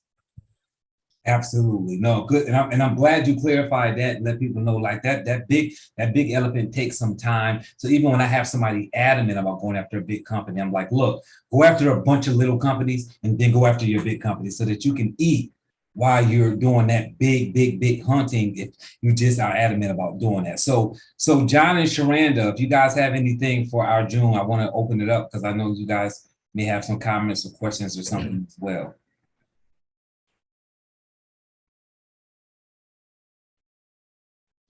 No, I think he shared everything. One thing I will say about the presentation that he did, he kept showing up for accountability, and he had the big company, and I didn't just beat him up. It was just that he was saying, I'm only getting 1 or 2 apps, and there's 50 people in the room. Like, what am I doing wrong? And he said that a couple of weeks.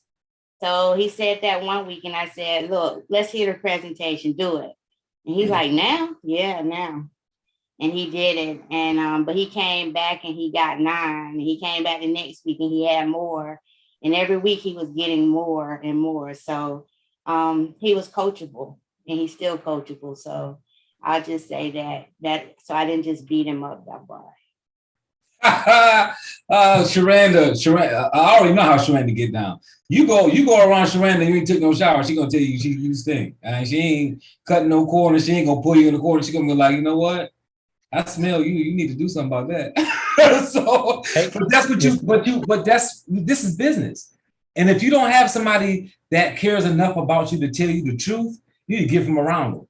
So I can really appreciate that with Sherranda, that like if you do a crappy presentation, look what her telling you that did. Man, I mean, man, I trade that 50K in all day long. Give me tear me apart. If 2 years later I'm gonna do $50,000 because I learned how to do an accurate presentation because somebody believed in me enough to tell me you're not doing a good job. So I can really appreciate that. You know, the best thing is my wife Yamini and Miss Sherranda Ivey are sisters, right? So one sister gets on me, you know, the other one is going to get on me too. So it's a double whammy for me. So I'm always in a straight line. There you go. John, what's happening? Well, I'm just happy to see that his wife is going to turn the beast loose, you know, go full time.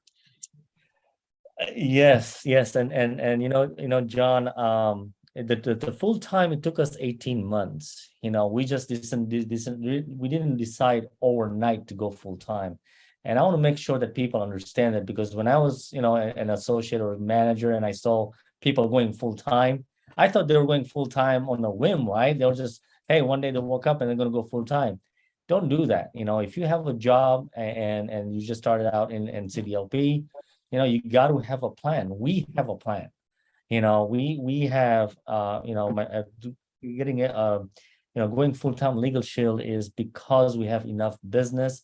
And not only that, but, you know, I have a business outside of Legal Shield. Legal Shield is one vehicle that we have, part of another business. So, you know, that income is coming in, because I've done that mistake. You know, I've jumped and I said, oh, I'm going to go full-time. Guess what? I failed. And I had to pay bills end of the month. And folks, it was hard. You know, you're against the wall. So please don't do that. If you're going to go full-time, make sure you make a plan, you know, and make sure that financially you are set. Well, that's correct. That's the way it was in my business too. My tire business was more important to me. And then eventually that switched to a point where I said, okay, I'm tired of the tire business. And then eventually in your life, your legal life, you're going to be convinced to go on paid as earned too, instead of full advanced. And there's advantages to that also too. And when you get to that part of it, you know, that's when you realize you're there. Mm-hmm. Absolutely. And you know, the other thing I do have this business. It's a big company. You know, they get anywhere from, you know, 50 to 120 drivers a month in their orientations. So, you know, I sign up about 50 to 60 drivers. And I always tell a new person who was calling me to coach them about CDLP, they want to pick my brain. And I tell them, you know, are you ready? Because, you know, even if you come in the CDLP is so volatile. Drivers are coming in and out. You know, they're working for one company one day and they're going to work for another company the second day.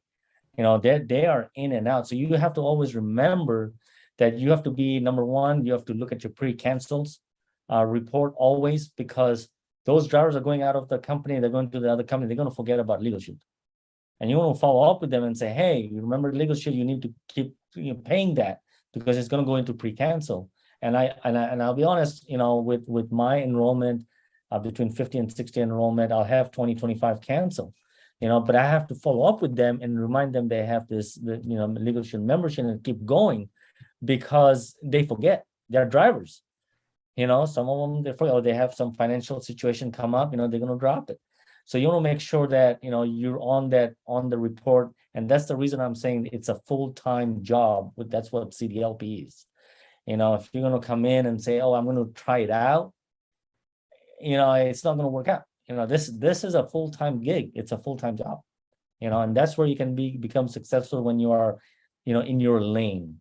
You know, this is my lane, you know, and stay in your lane. Yeah, there's small business, there's identity theft, there's Legal Shield. Hey, you can sell those, but if CDLP is going to be your main thing, then keep it the main thing. Arjun, do you combine the regular Legal Shield plan with your CDLP sales too in those cases? Absolutely. Yeah. Absolutely. I will not, and when the driver says, oh, I just want the $29.95, I'll explain to him why it's so important to get the legal shield plan for the family because of the civil coverage, the civil suit coverage, and the 24/7 access. Because I had a driver last week got pulled over. He missed the scale, but he didn't miss the scale. He had a bypass notice that he could miss the scale. He was taking the hump wastage. It was weed, but it was the wastage part of it. So he was transporting that, and so he got pulled over because the CHP pulled him over, stating that you missed the scale. And the driver's like, no, I didn't miss the scale. I have the bypass for it. And they said, well, we need to check your truck, what you're hauling, right? So he said, hey, this is a wastage hump. It's a waste of weed that we're taking. And he says, do you have the paperwork? He said, it's on my phone, the bill of lading. And he says, well, you need to get out of the truck. And as soon as he steps out of the truck, he got handcuffed. The next thing is they brought the dogs. They brought the dogs and they sniffed it. They said, oh, okay, there's weed. They opened up the trailer. The guy was in the police squad already. Guess what? I had sold him that Legal Shield membership the day before this happened. So he's in the squad car calling me. He says, hey, AJ, I'm in this situation. I said, you have the Legal Shield app? He says, yeah. I said, open it up.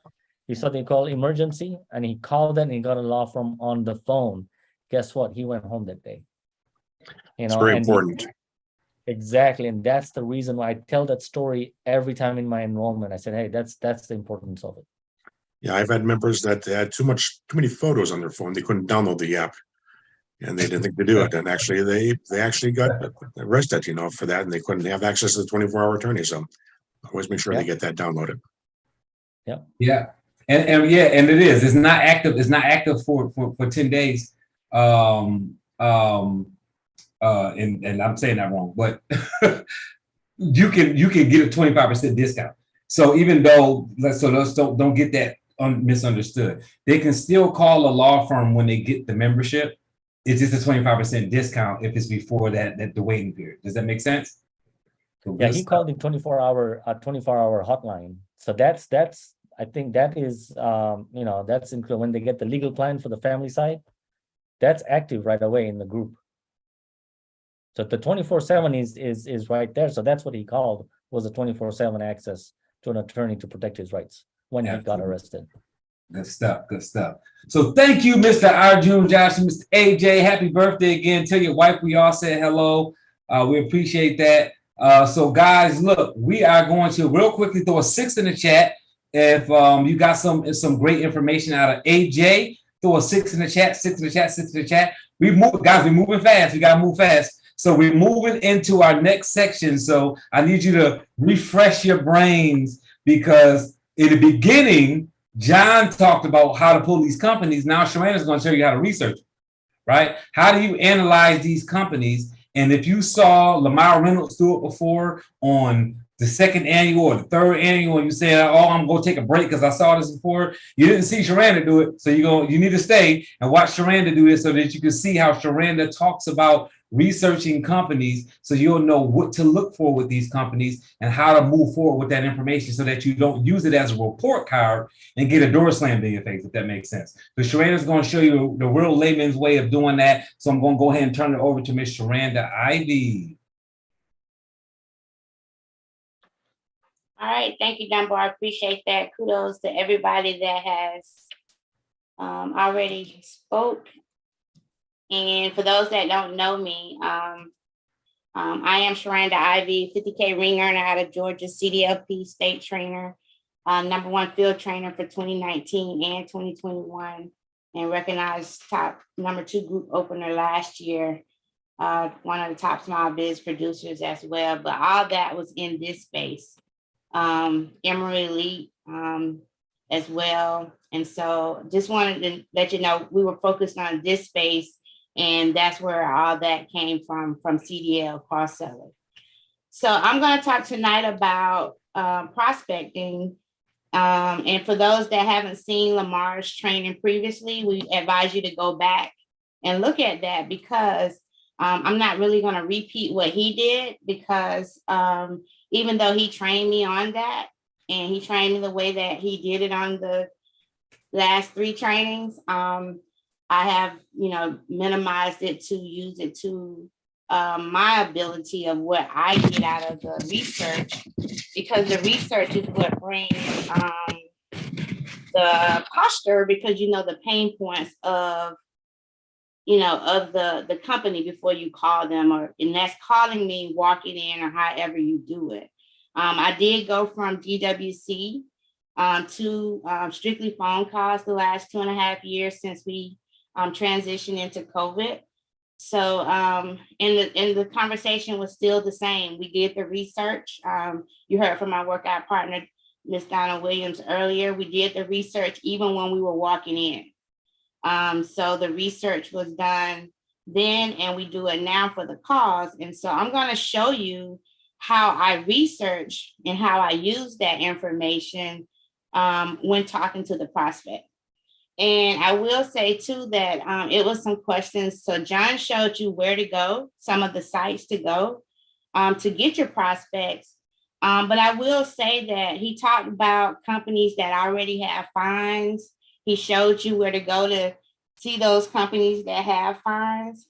But if you don't know how to have a conversation with that company about those fines, you're going to find yourself really messing that up. So you want to be careful with the information that you're researching, because you can find yourself unable to answer questions. And the moment that you get into talking about things that you can't answer, then they really become the expert, and they really, won't talk to you. So let me share my screen. And somebody let me know if you can see my my screen. So this is a company. Okay, so first of all, I want to say to everyone, make sure you, with the certification training, that course companion that you get is very important, because they teach you of the violations really to look for. And also another thing that brought so much posture to me is that I learned what the plan did. A lot of times I ask associates exactly what does the plan do, and they have no clue. They come to trainings and they start, memorizing things that we say, but when you ask them a question, they can't answer it because it's all from memorization. But you have to learn what this plan does, how it works for them. And when you do the research, how the research can give you conversations to have with the people, with the prospect. So I personally, I like the smaller companies. I found that with the small companies, that's either 1 to, I'll say 1 to maybe 20. I find that I'm able to speak with the owner. And with that, I'm speaking with the person who's writing those checks, who's filling all the pain points, versus a safety manager who just has a job and he could care less whether the company closed or not, because he'll go somewhere else. So the companies that I'm going to show you guys are already somebody's company. So do not call these people companies, because they'll tell you that they're already working with a legal field associate. So I just wanted to show you some things about a company that I pull from the company, and then how I have that conversation. So when you, this is the Safer website. The address is here in the top. This address is also given out during certification training as well. But this is where you can go and look at a snapshot of the violations. And this is a public view, guys. So if you ever have a owner that says, where do you get my information from? Who told you to look at my information? You let them know that, ma'am, sir, this is a public site and anybody has access to this site. 9 times out of 10, they probably don't know where it's at. So, you just have to let them know that you haven't done anything that, is illegal. So this company here is out of Florida. So this is their DOT number, which is put up here in this box. And And so sometimes you can have the MC number, which is the motor carrier number. Sometimes you can just have the name. But so I had the DOT number. And so when I pull a company, I already have some information about the company. Normally I have like the DOT number, maybe where they're located, how many units they have, drivers. So I'm really coming here to learn about the violations and a little bit more about the company. I definitely pulled the telephone number from here. It gives you that. I go ahead and write how many units. Power units mean trucks.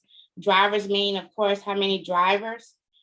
We teach you in the training about, Alan talks about authorized for hire carriers or hire prospects, but just know anybody that drives commercially, whether they have a CDL or not, is a prospect for our CDLP plan. So that's what our plan does. We help protect an individual CDL or their commercial license. What I learned in the field, guys, is language is everything. And I train from the things that I learned. So what I'm telling you is how I learned this in the field, by talking to clients, by talking to drivers, and continuing to talk to drivers. But you have to know that they don't have to have a CDL endorsement on their license to have our plan. So authorized for hire is a company that is just, they're hiring drivers or owner operators onto their company. But anybody else, if they're driving commercially, they can benefit for our plan. But this is research just to show you how to pull a company to have conversation. Lamar talks about what type of commodity. You can hear that on that training, and whether they're interstate or intrastate. But I come here, this is my main part of this research. We're taught in certification that our number one prospect is a company that has bad violations, or we say over the national average out of service numbers. And you can find that information right here. The numbers have went up for the national average, but you'll see right here where it says out of service numbers. This company out of service numbers is at 57.1%, way above the national average, which is 21.48%. And for the drivers, it's at 30%, and the national average is 6.1%. So that's way above the national average. So this company has had a lot of problems with violations, but you can see that they've only had 10, but their numbers are really elevated, above the threshold. Talks about crashes here. This company hasn't had any crashes. I'm going to show you a company that has, and how we can position ourselves to talk about our small business plan. And then another thing, I come down where the crashes are right here. And another thing, I come down, I look at this bottom part here also. This part here lets you know that they've had some type of audit, meaning that they've had to show some type of documentation or answer to FMCSA about their safety. And that's what FMCSA is all about, making sure that these companies run their operations in the correct manner, controlling their safety. And Kathy can talk about that a little bit more as well. But this right here lets you know, and you don't have to know what happened on that audit. You don't have to know anything about that. And I think associates tell me all the time, all the things that they research, and it's too much because they can't talk about it. But you can look at this information right here to know that, oh my God, they have been in some type of audit, but audits come because their safety is out of whack. And if they had a plan like ours, we make it help them fight some of those violations that have increased their out of service numbers. So this also shows, what type of rating they have. Conditional mean that it's 3 types of ratings: safe, satisfactory, conditional, and unsatisfactory. And conditional meaning that now they're in a position where a lot of companies won't do business with them. But that doesn't do anything for our CDLP plan, so you don't have to know that either. So we come here and we click to the SMS. And when I come here, Lamar teaches to click on the complete SMS right here. It's also right here as well. And so these are the 7 deadly sins that Lamar talks about. Now, guys, remember that what we're seeing is what they call the public view, meaning we can see that, anybody can see that. Insurance agents use this view, brokers and shippers, people that they do business with, their competitors, they all look at this view as well. And so we come here and we see that they have all these violations here. Again, Lamar talks about how he pulls those. But for me, guys, the things that I concentrate over here that is in our course companion are those serious violations which affects these basic 7 deadly sins here. Now, when a company goes into their portal on their backside that they have access to, they also have a threshold that will show them, based off the violations that are here, where they stand with these 7 deadly sins. That's what we call it, these 7 areas that will cause them to have an audit. And so therefore, when you go in here, when you pull your course companion and you look at some of those violations that come up, like this one is at a 7, which is speeding. And so some of them are 10s, but we know that the serious violations, guys, can give those individuals the ability to have their license suspended if they get other ones. So those things like that are some of the things you need to talk about to them when you come down here and see, look at this company. Just looking at the company, you know, oh my God, it's bad. And you don't have to, you know, say, well, how do I read that? Just know that it's bad. Look, I mean, it just is really bad here. You don't have to add up the numbers. Lamar teaches you how to do that. But in your search of the violations, you look and pull some of the things here that you see in the course companion. You talk about, you know, the driver, you know, they got drivers here that have problems, you know, by putting things on, you know, the documentation in their ELDs. You see these driver fitness, unsafe driving and hours of service. If you look at our plan, you will see that we help with those violations, right? And we know that their scores are high. So therefore, we can talk to that carrier and say, you know, with these violations that you have, if your driver had our plan, you know, we could go to court for them if they had fines. But even if they don't have a court date, the thing about it is most people forget we have a CSA consultation on our plan.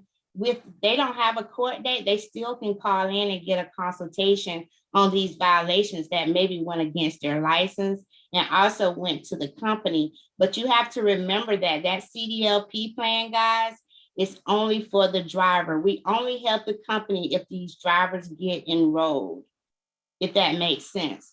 So with these numbers being high, my conversation, and one more other thing I want to show is right here, you can see the investigation results. Remember I told you about the audit? That right there says it was acute.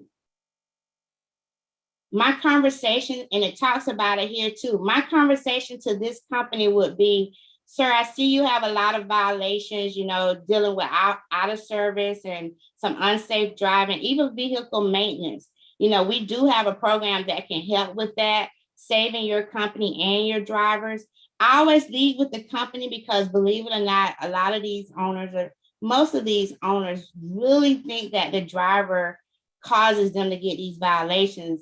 So they don't really care if the driver gets help. They're worried about their company. So, but I do know that we can't help the company unless the driver gets enrolled. So I'll say to him, sir, I know that your numbers are up, you know, your numbers are over the national average. How we can help your company is, you know, with these violations, I would ask them, you know, have any of those violations been adjudicated? And I'm going to show that form here shortly. But what we know is that we don't see that any of them been adjudicated, because we will see that here, and I'm going to show that in a minute. But we were asked that just to have conversation, because what we know is even if they have, you know, went to court and fought that, nobody's ever data queued or had a success with that, because we don't see that here in the results, that it was changed to a lesser charge. But I'm going to ask just to have conversation of what type of things that they're doing when they get these violations.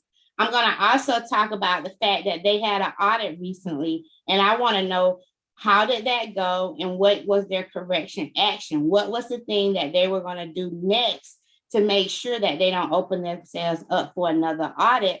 Because we still see they still have bad habits. They're still getting inspections. So I want to know, have they implemented a program, or how we can better help them by sharing our plan with them, and how we can help the drivers by putting them in the program to help their company. So my research would be just that. That's all I want to talk about, the past audit. I want to talk about what things are they doing now. I want to talk about, have they had any drivers that have went to court, on their own, and what was the outcome? And then I'm going to turn around and talk to them about how our program can help. I'm going to talk about the 11-day waiting period, but we're going to let them know that if some of these drivers are still here, how these numbers will affect them, because the driver is still with them 3 years versus 2 years, or if some of these violations were serious violations, how they want to make sure they put their drivers in a program, because they may get another violation within 3 years that could suspend their license. So I didn't have to go into detail by knowing all these violations to have a conversation. I don't go into, counting up all the numbers to tell them, because that means nothing to them if they already don't understand what's going on. They don't even know a report like this exists. Let me click on this company here right quick, just to show you guys what to see when you're researching, because we talk about research all the time. This is Lamar Script. For those that have never seen Lamar Script, this is his script. You definitely want to make it your own. Most people on this call that have talked tonight have used this script in some type of way. It's on our Facebook page. So I really just say the first sentence, and that's probably it. But within the conversation, I bring in all this other stuff that's on his script. Show you another company right quick.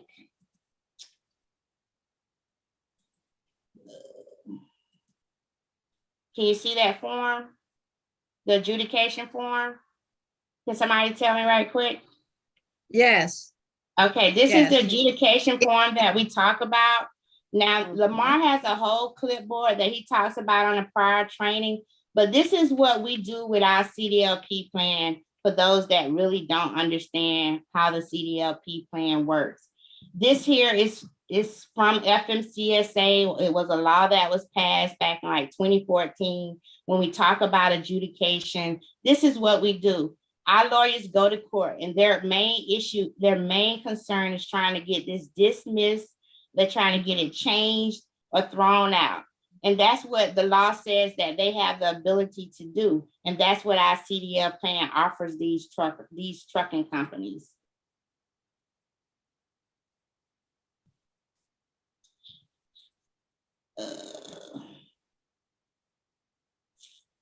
One more again. Okay, so this is another associates. Can y'all see this new company right quick? I'm gonna show you some things that we talk about with inspections. Yes. So this is another associates company, so don't call them. He just opened the group.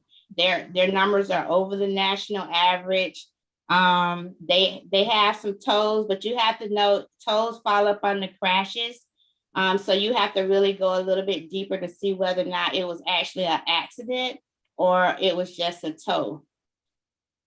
So this company was recently, they just went through an audit, says non-rateable. You don't have to know what non-rateable means, but just know that they've had to prove some of their safety with the FMCSA. So that means they have some problems, and therefore our plan definitely can help them keep those numbers down. So when you come over here to the SMS site, again, you can look. This one right here has a handheld device. It's a number 10, meaning that that driver, he can't get another serious violation, because that's what it is. In 3 years, or his license is going to be suspended. We can talk about the fine that is associated, or did they have to pay a fine? But we come on down and we see that they have had some crashes. And so, like I said, a lot of times these people they've never seen this report. but you can talk about the crash because it populates here and tell you a detailed information, so you know whether or not it was just a tow or how many vehicles. So this one had 2 vehicles involved, so it was an accident some type of way, whether it was a fender bender or however. But you can talk about that in a sense to say, if you know, because some of these crashes are fatalities, and it tells you right there. And your way of talking to that owner is, hey, you know, I see that you've had a couple of accidents. You know, how did you handle that? You know, we have a program that helps your drivers if they're in an accident and someone dies, you know, making sure everything is, you know, like their license is good, the truck is insured. We could cover, you know, that driver so they, you know, maybe don't go to jail or, you know, things like that. We can give them access for legal coverage at no charge to them, you know, under our plan. Also, this is another selling point for the small business plan because you see that they have bad habits or they're high risk at having accidents. So that's how the research can go for you versus trying to go in here, count these numbers, or trying to figure out what this stuff means. And when you get to the phone call or to the prospect, you can't remember anything because it doesn't make sense to you. But if you can just pick out a few things that you can talk about and relate it to our plan, it will make it more easy for you. So that's really how I use the research. Like, I don't really go into a lot because the moment you get lost, you've lost them. You're not the expert anymore. And a lot of times they will not, you know, really listen to you. Now you know, you lost that sale or you're chasing them because they feel like what's been working for them, it will continue to work for them because it was working fine before you knocked on their door. So with that, Dunbar, I know you got some other trainers on, so I will stop with that. I hope that helped. Like I said, I would advise you guys to go back and look at especially the 3rd annual. Lamar talks about how he goes into depth, and know that he trained me, but I just don't go into that anymore. It's just a lot, and if you can't talk on it, you're going to get lost in the sauce. So if you can be just as simple as possible, just open up some conversations, just do a little research. I promise you, it'll bring some dialogue. And if you stay small, those people will start to educate you on different things, whether it's about their company or the industry. So back over to you, Dunbar. Oh no, don't go nowhere, Sherranda. We staying live right here with this, guys, because we got to keep moving, guys, because there's a lot going on. So Kathy, if you can cut your camera on, because I wanted both of you guys to be on for this right here. So I'm gonna have Kathy Pouliot introduce herself, and we're gonna talk a little bit because we're in this space now, right? So Sherranda did a good job of, hey, layman terms. Don't start because what happens is people start researching and then they take this training and a month later they still researching companies. And now they know more about that company than they know about themselves, and you still can't make the sale, right? So what Sherranda did was say, hey, look, this is all you need to know. Stop knowing all this other stuff. So these two ladies here are both more in the logistics space than any of us are. And they don't need to hand over a bunch of information to us. They're going to help us understand from the other side, right? The best person to tell you how to prospect somebody is for you to hear it from the person who's actually the prospect. This is what you need to say to me to close me. And one of the biggest things we're hearing in this space is, I went to a company or I called a company and they say, we got a consultant, so we don't need you. So, right, Kathy and Sherranda can answer that question very well. So Sherranda introduced herself. I'm gonna let Kathy introduce herself so that you understand her background. And we're gonna talk about how you overcome that objection so now you can avoid it, right? You can avoid it ahead of time so that it won't happen. So Kathy? Yeah, I'm Kathy Pouliot. I have been in transportation safety 45 years. I'm out of Florida, Palm Bay, Florida. 20 years ago, I started my safety consulting business. And so I have clients. They also have the CDLP. In 2014, when they changed the rules, I joined Legal Shield to offer the CDL because it really helps the drivers and it helps the companies. And I act as their safety director to about 25 to 50 different companies in any month.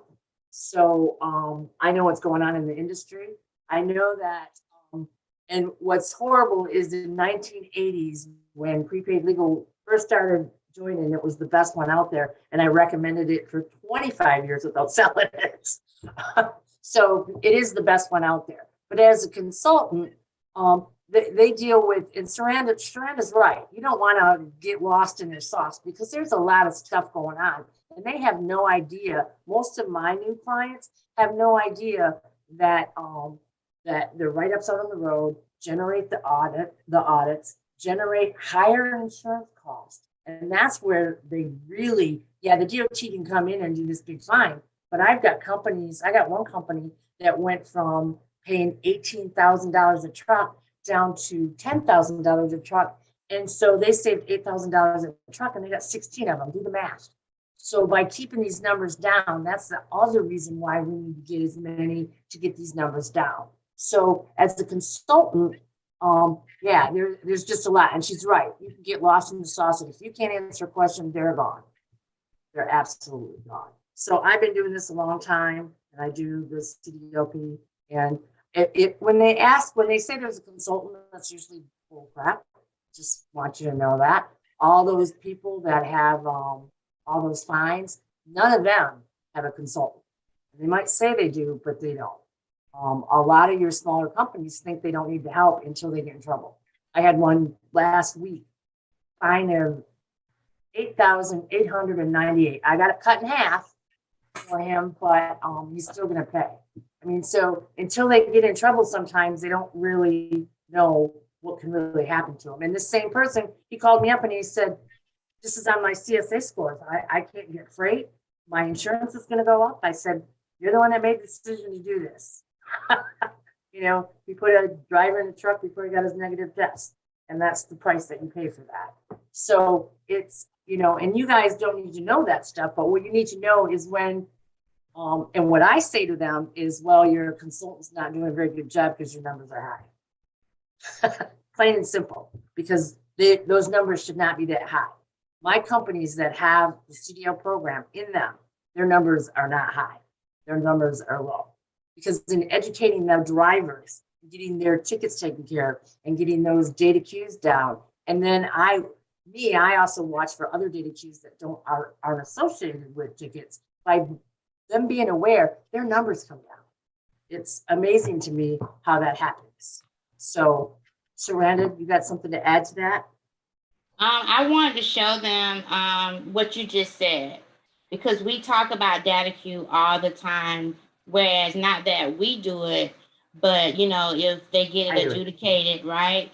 I'm talking about mainly legal shields to the point where it's not covered in the plan. You know what I'm saying? It's at a 25% discount. But most people want to say, well, what does that look like? I want to show them right quick, Dunbar, that Catherine just brought it up. We have a company here that we have it to show you guys, because people want to know what that looks like if a company's been adjudicated. Right here. Can y'all see this? CRETE, C-R-E-T-E. Y'all see that? Yep. Okay. It's a big company, so y'all calling, y'all gonna be swimming because they got 5,000 trucks. So, but this is what it looks like. But for the associate that has never seen a DOT, a SAFER report that has this on there. You see where it says that it was conviction of a different charge, right? This means, it could mean several different things. It could mean that they have a program, the attorney went to court, they had the documentation and it was data queued, or somebody like Kathy, you know, comes in and she data queues it without going to the courts, and it changed in the system. And this is what it would look like after the change, after the data queue. So for those associates if you run across that, your conversation would be, hey, do you have a program in place? Or, hey, you know, do you know about data queue? And one of those answers is going to be yes. Either they know about data queue or they have a program in place that helps them, and they probably do data queue for them. So that's just, I just wanted to show that Dunbar, so she brought up the data queue. Yeah, Right, no, and that's good. What I want to throw at the two of you all, because a lot of people, they get some deer in headlights because we keep saying consultant and nobody knows what that is really. So, right, so it's like, hey, well, we got a consultant, we don't need you. And it's like, oh, okay. And you don't even know what that means when they say that, really.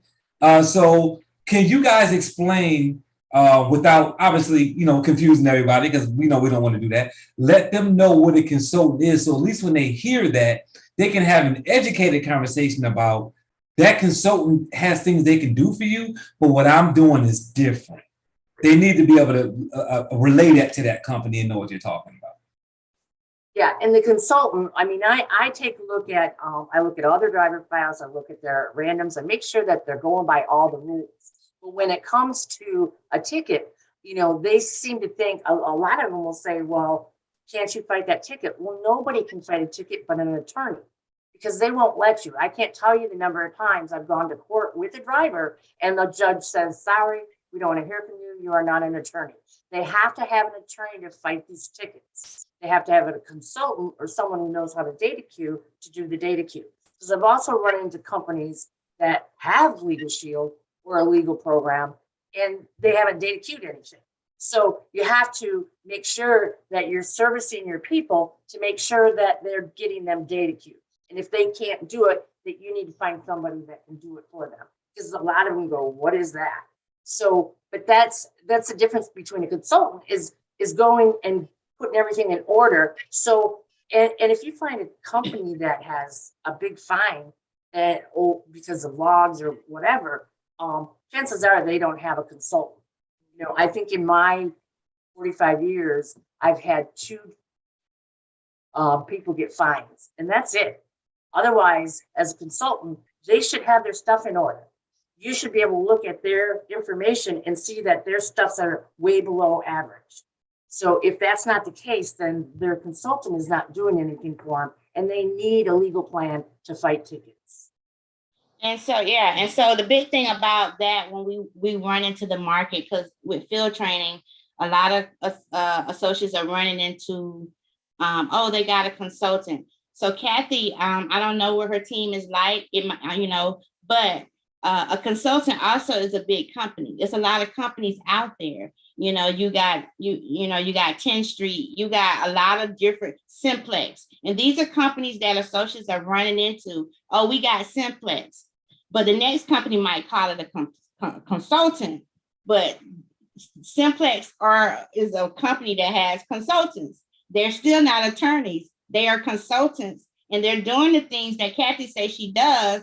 And so we can't run away with our tail, because they, like she just said, they can't go to court and fight these violations, because if you did the research, the company should have high numbers. That's why you're calling them, and you say to them, well, let's talk about your consultants. Tell me what they do for you. Kathy just told you what most consultants do. They're managing driver files, their drug consortiums. They may look at their safety report, but like she said, she can data queue without going to court. But we know that a lot of times, it takes a lot of times to do that, right? But so we got to understand that we can't run. You got a consultant right here. You can't run because they say that, because you're calling, because we know you did the research. And so we have to talk about data queue. I saw that down bar. So for people, for me, when I learned data queue is like credit repair. Everybody's heard of credit repair. So in the transportation industry, these violations are, you can go into a system and you can dispute these violations. What Legal Shield does with our CDLP plan, our attorneys go to court, and if they get a favorable outcome where anything changes from that original citation, they can get documentation, and Legal Shield at a charge, or a consultant, or anybody, or even the driver or the owner can do it themselves, and they can dispute that. Data queue equals dispute. They go in the system, upload the documentation, and now you have documentation. Now you will see a more quicker change in the system because the documentation is there. Do people data queue without documentation, Kathy? Absolutely, right? Because a lot of this stuff sometimes don't have court dates, and so it's their word against the officer. But sometimes data queue does work. But we know that with the laws that it helps better when it's adjudicated. That's why we always say, you know, we want those court dates, but we have customers now that get tickets and they're just warnings. They don't get a court date. It's a warning. It's a ticket. It's a speeding ticket, but it's a warning and no court date. No, right. And I actually will challenge them if I got a small chance. And I do that for my clients. I watch their numbers and I watch their data queue. And I look at every single inspection and decide if I can throw it against the wall and it sticks, I'm going to try it. But you need to be knowledgeable on what you can and cannot do, because they can fine you 10 grand and throw your butt in jail if you do it and you lie about it. But data queue is their only way of combating stuff. And I know you didn't concentrate on very many accidents. What you need to know for your clients, though, is this: starting in January, they allow companies to put in a data queue on accidents that are non-preventable, and they will take those points off the CSA scores, which means that their accident numbers are going to come down. I mean, I have saved, I can't tell you how many. I probably got 25 data queues in the last 3 months on accidents alone. So take a look at those. That's a service you can say, hey, you know, if you've got some non-preventable ones, you can get those data queued and get the points off. We have a client that I wanted to show that today, but I didn't want to get too deep in there. I know you was gonna go there. And we had a client, and it was 2 weeks ago, and that was his thing. Like, can y'all help us with all these crashes? I want to say they had 10 crashes. 3 of them had been labeled up and pushed up as non-preventable, but he has one that he's been fighting for a year that he cannot get any change on. And, you know, he's focused on the crashes, but their other numbers are just terrible as well. But he's working because because we know that crashes, we can't see the numbers. They can see them in their portal, but we can't see their crash numbers. And he knows that his numbers are bad when it comes to accidents. But his thing is, can Legal Shield help him with that one crash, you know? And so I didn't show that company, but we have a company just like you just talked about. Yeah. Give me a call. I love it. I love it.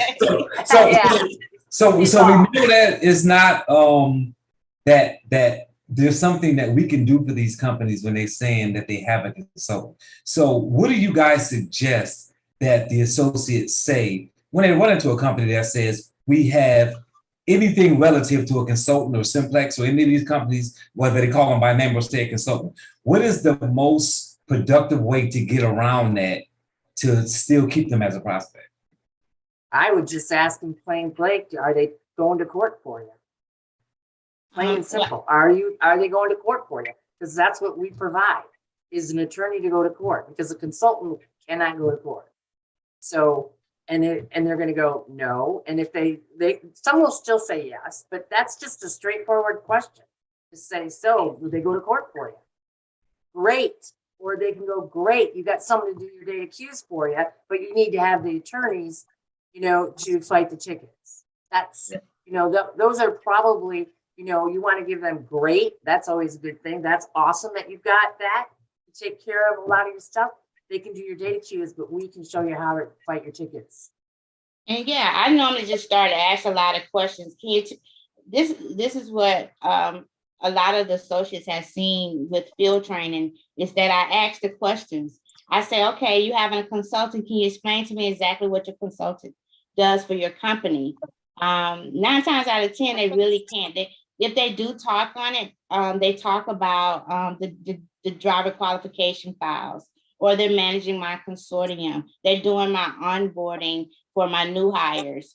And I say, well, what are they actually doing for your safety, your scores, your DOT violations?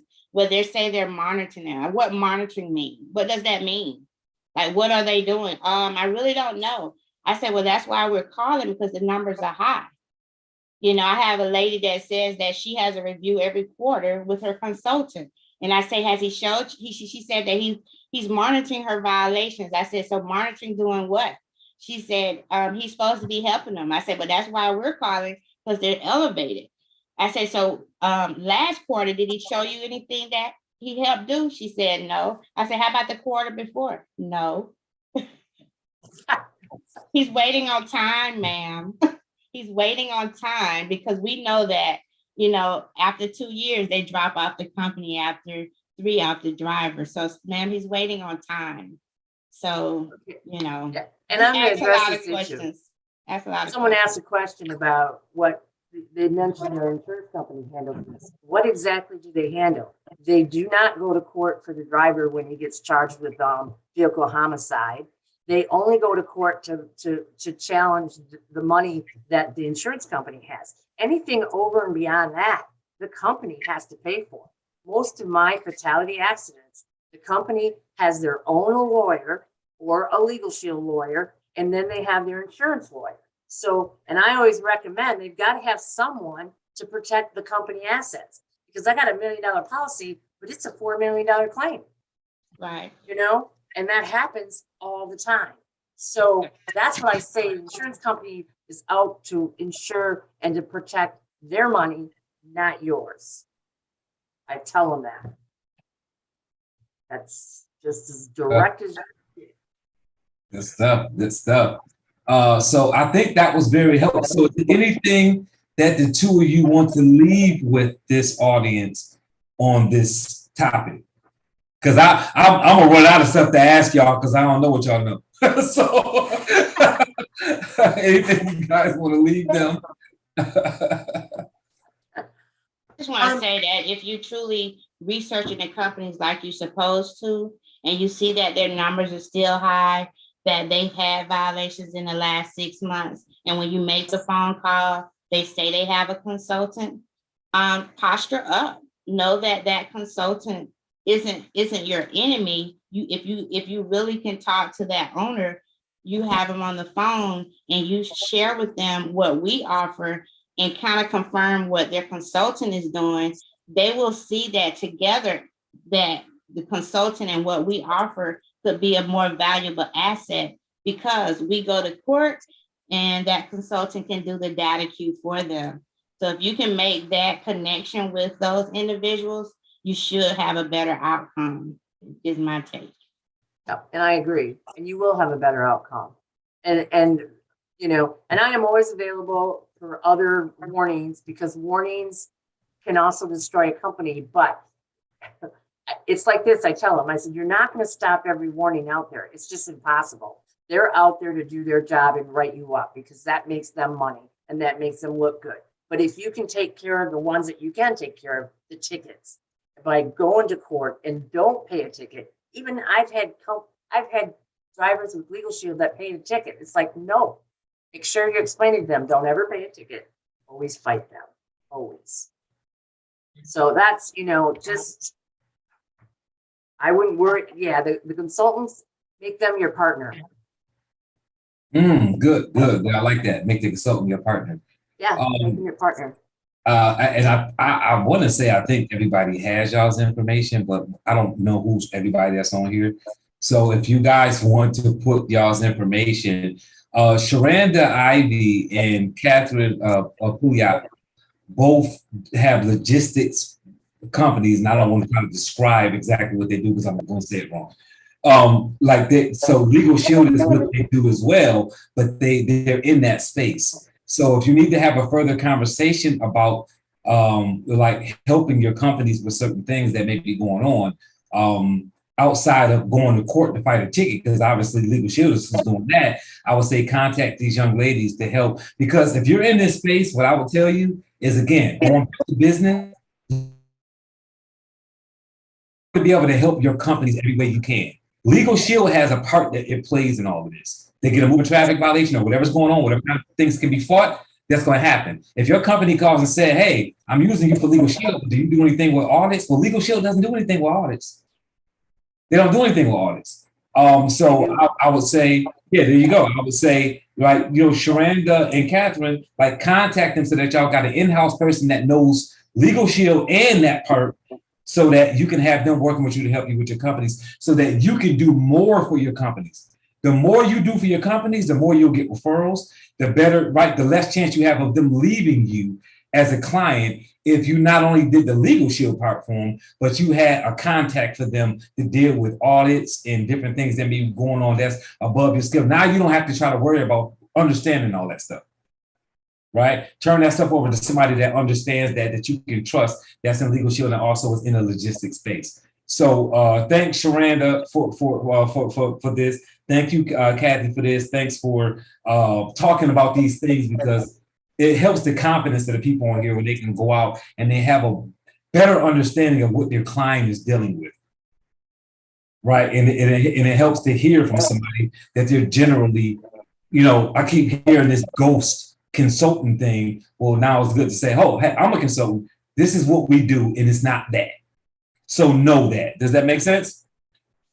All right, so here's the tough part that I got to do that I always have to do at the end of everything, right?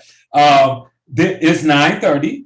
We still got somebody else that we need to talk to you all. I know that y'all have kids to put to bed.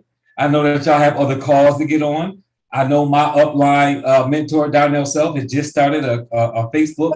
So if anybody needs to jump off of here to get on something else that's important in their world, please go ahead and do so. This call is recorded and it's on YouTube Live, so you can get back on and do it. We do have another trainer that's about to come up to talk, because we're not finished. I kind of thought we may end up going over because there's a lot. There's 6 people training here today. So wanted to make sure that you guys were aware that we are about to go over. We do have one more person I want you guys to hear from tonight as it comes to sales. And we brought her on at the end because we wanted to do this in a sort of a timeline, meaning John talk about prospecting, Sherranda talk about researching the prospect, and then Sherranda and Kathy both together talk about, right, when you're in these companies, you're talking to these companies, you're researching these companies, when you run into these barriers, what do you do? What do these things mean? This last person that's going to speak, who is Sharon Larry, she's going to talk about sales tips, because now it's how do you sell, right? You know, Alistair Edwards talked about selling. Sharon Larry is going to talk about selling too. How do you sell? She's in the B2B space. She has been in Legal Shield for over 20 years, her and her husband. And as a matter of fact, it's August 1st, her and her husband, they just wrote themselves to double platinum on their own personal pen, going out and doing groups. So we know that she knows the business. She knows her and her husband have ran the business solutions and the networking part of Legal Shield in different areas in Atlanta and I believe Tennessee and some other places. So I'm going to see if I can get her to cut her camera on. I'm going to pull her in so she can do some sales training for you guys. So again, guys, more tips on sales, because you can't just know Legal Shield. You can't just know CDLP. You have to know how to sell things as well. So Sharon Larry, if you can unmute yourself and cut your camera. I know you got something else going on. I am unmuted. There you go. Okay. Okay. I know you was over there making packages so you can get triple platinum. I know. Yes, I've got an enrollment in the morning at 7 o'clock. So definitely. Good stuff. I am going to get you in here on the screen directly here. Are you going to be able to cut your camera on? I am on. Oh, are you? Oh, okay. I can't see. That's the problem. Okay. I am on. You're probably going to have to find me. Yeah, I'm gonna ping you to the first. There you go. Look at you. Look at it, and it does not look like it's 9:39 where you at. You look like you about to go hang out. So I'm gonna go ahead and turn it over. I'm just still celebrating the month. I don't think I'm gonna sleep for a little bit, you know. And I got the call and said, "Hey, you guys are platinum 4, double platinum." I'm like, I probably want to sleep the rest of the month, right? That's good stuff. That's a lot of work, a lot of business writing, and a lot went into that. So I know you're gonna give us some great tips on sales here and talking about. I know I see what's behind you. I don't know whether your camera is mirrored or not, so I don't know whether it's your left hand side or your right hand side. But I do see that's on my left. Ladies of Justice statues back there, which means you're doing some good business. So I mean, we got some good trainers, guys. Sherranda Ivey had 2 back there. Sharon Larry got 2 back there. I saw one in Alistair's background. I mean, come on, guys. We got some people giving you guys some information who are writing business to get rewarded by the company. So I'm gonna go ahead and turn it over to you so that you can train it. And I believe I have you as co-host already. Okay, and I'm gonna share my screen. But I wanted to say I was listening to Arjun, and oh, happy birthday. And, I was listening to Arjun, I was listening to Sherranda, and the thing that I kept hearing over and over and over, number one, these are exceptional salespeople. And they became exceptional because Arjun talked about from the beginning how Sherranda said how bad he was, right? Or how bad his presentation was. But the two things that I noticed were that they both focused. They found an area, and I can remember Sherranda when she was working on where she wanted to be. And once she found CDLP, she mastered it. And it sounds like that Arjun did the same thing. And now they're the authority on CDLP. They're the authority figures. And you can hear in their voices the confidence that when they're talking to, whether they're talking and training us, or if they're talking to prospective clients, they just have a confidence about what they're doing, what they're offering. So I'm just going to take a few minutes and talk to you guys about some of the things that we want to do in order for us to get to that position as well. So, okay. Number one, is, I know when we came into the business, it'll be almost 20 years now. The first thing that we were told is that, oh, you don't necessarily think of this as sales, right? And they're right, because when you first come into Legal Shield, especially coming in on the networking side, and a lot of us did, right, Kathy? A lot of us came on the networking side. So you hear, it's sharing, and it sounds good. Now, it's great because when you're sharing with your friends and family, it feels different than when you're sharing because you got to make a cold call, right? Now it's sales. So it's really incumbent upon you guys to really get good at sales. And I know that you're going to get training from Sherranda and from Lamar and from Robert Dunbar and some of the greats in the CDL space. But you also need to make sure you're honing your sales skills. That means you should not just be reading books on mindset or just learning about CDLP. You have to learn how to sell. You need to read books on sales. And there are a lot of sales, whether you sales information books, or you're talking about podcasting, YouTube, you name it. Because the one thing that I learned in my 35 years of being in sales, I don't care where you drop me, I will make money. And the reason I can say that is because I've mastered the sales process, right? I've acquired skills that nobody can take away from me. Now, over the years, those skills I've had to enhance, right? Because things change. But overall, those skills have served me. And they have served me well over here, because the first 5 years, we didn't even know there was a solution side to prepaid legal at the time. We just were out building our team, and we built the team for 5 years. We built it up to silver. We had thousands of people. I think we built in 48 states and into Canada. But once I realized that there was a solution side, or in that case, we used to call it group, right? It just made so much sense for me. Now, once I stepped over into the group arena, I still had to learn. There were things I still had to learn over here. Now, I still had the skills, the sales skills that I've from all those years in corporate sales, but it was still things that I need to learn in order to make sure that I could use those skills and translate those skills into prepaid legal. So a lot of people tell me they're not having success. And the one thing that I know for sure, more than anything else, it may be a small percentage of people who are not having success because of other reasons. The majority of the people who are not having success are just not talking to enough people. That's it. Because if we're going through enough people, even if we don't know what to say, If you've heard this story before, but I remember the first group that I did, I had gone to the doctor's office and I was talking to my doctor about this new thing. I was still working full time and doing this part time. And the conversation sounded something like this. I'm doing a new thing and this did, and then I did, and then something about Legal Shield and this identity theft.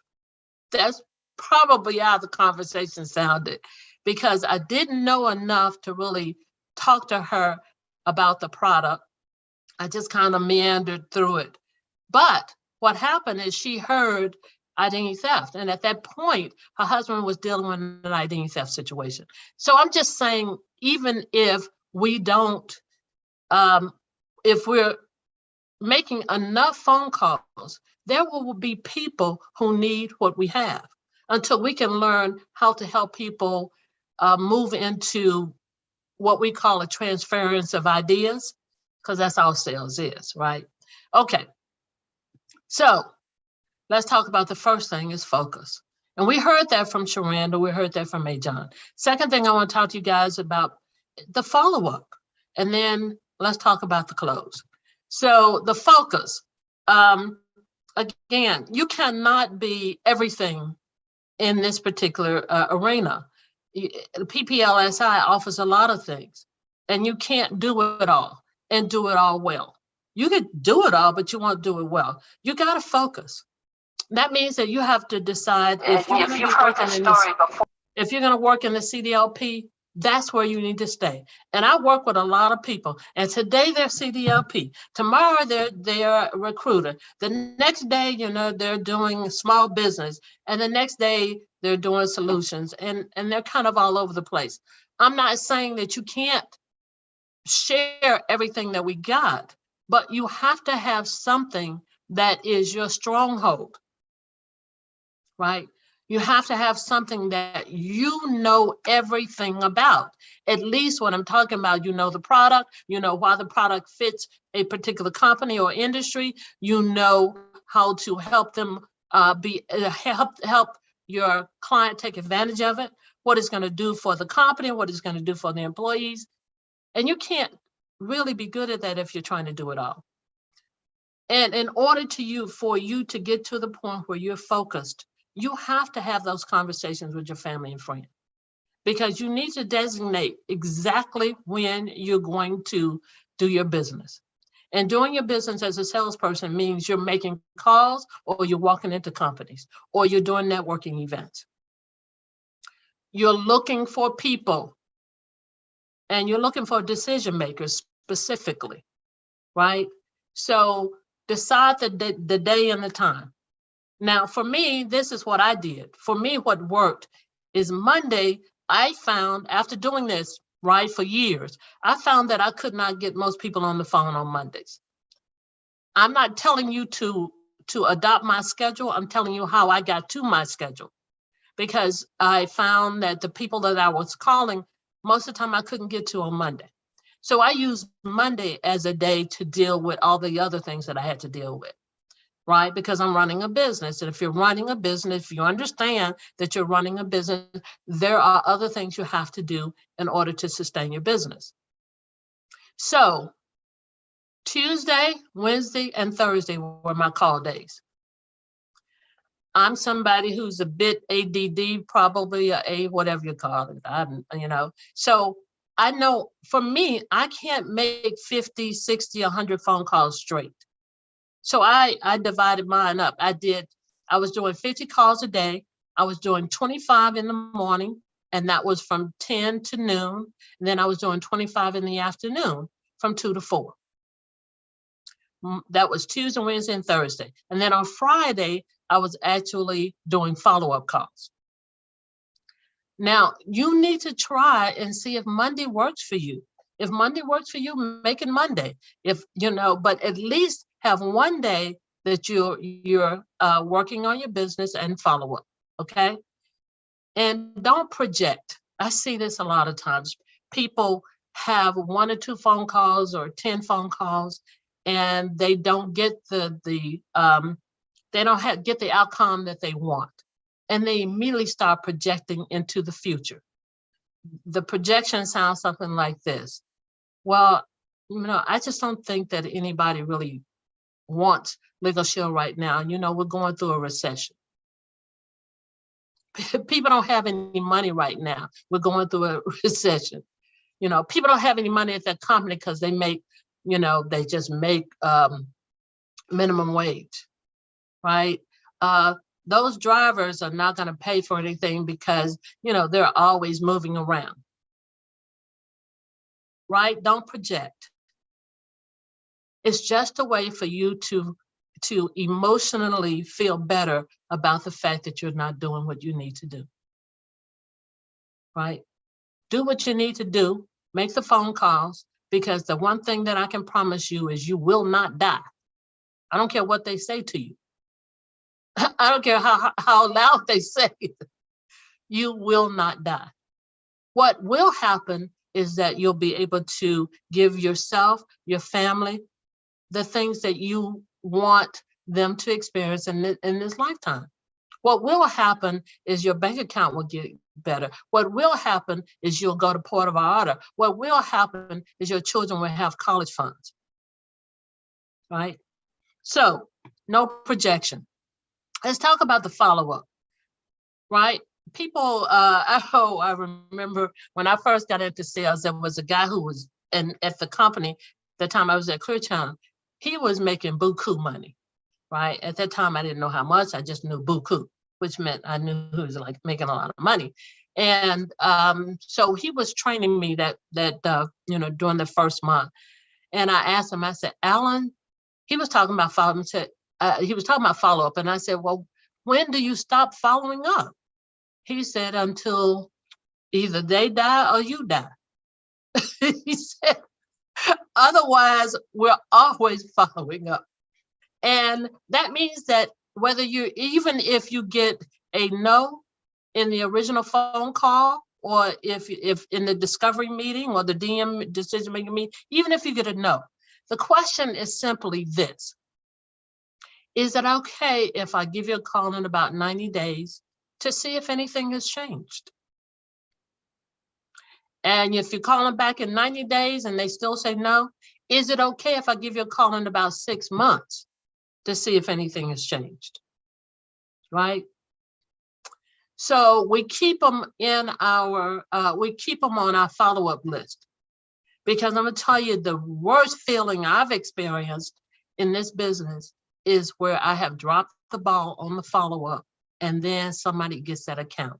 And I had that situation, and I'm gonna tell you, this account had 3,000 employees, 3,000 employees, and they paid for the identity theft for all those employees.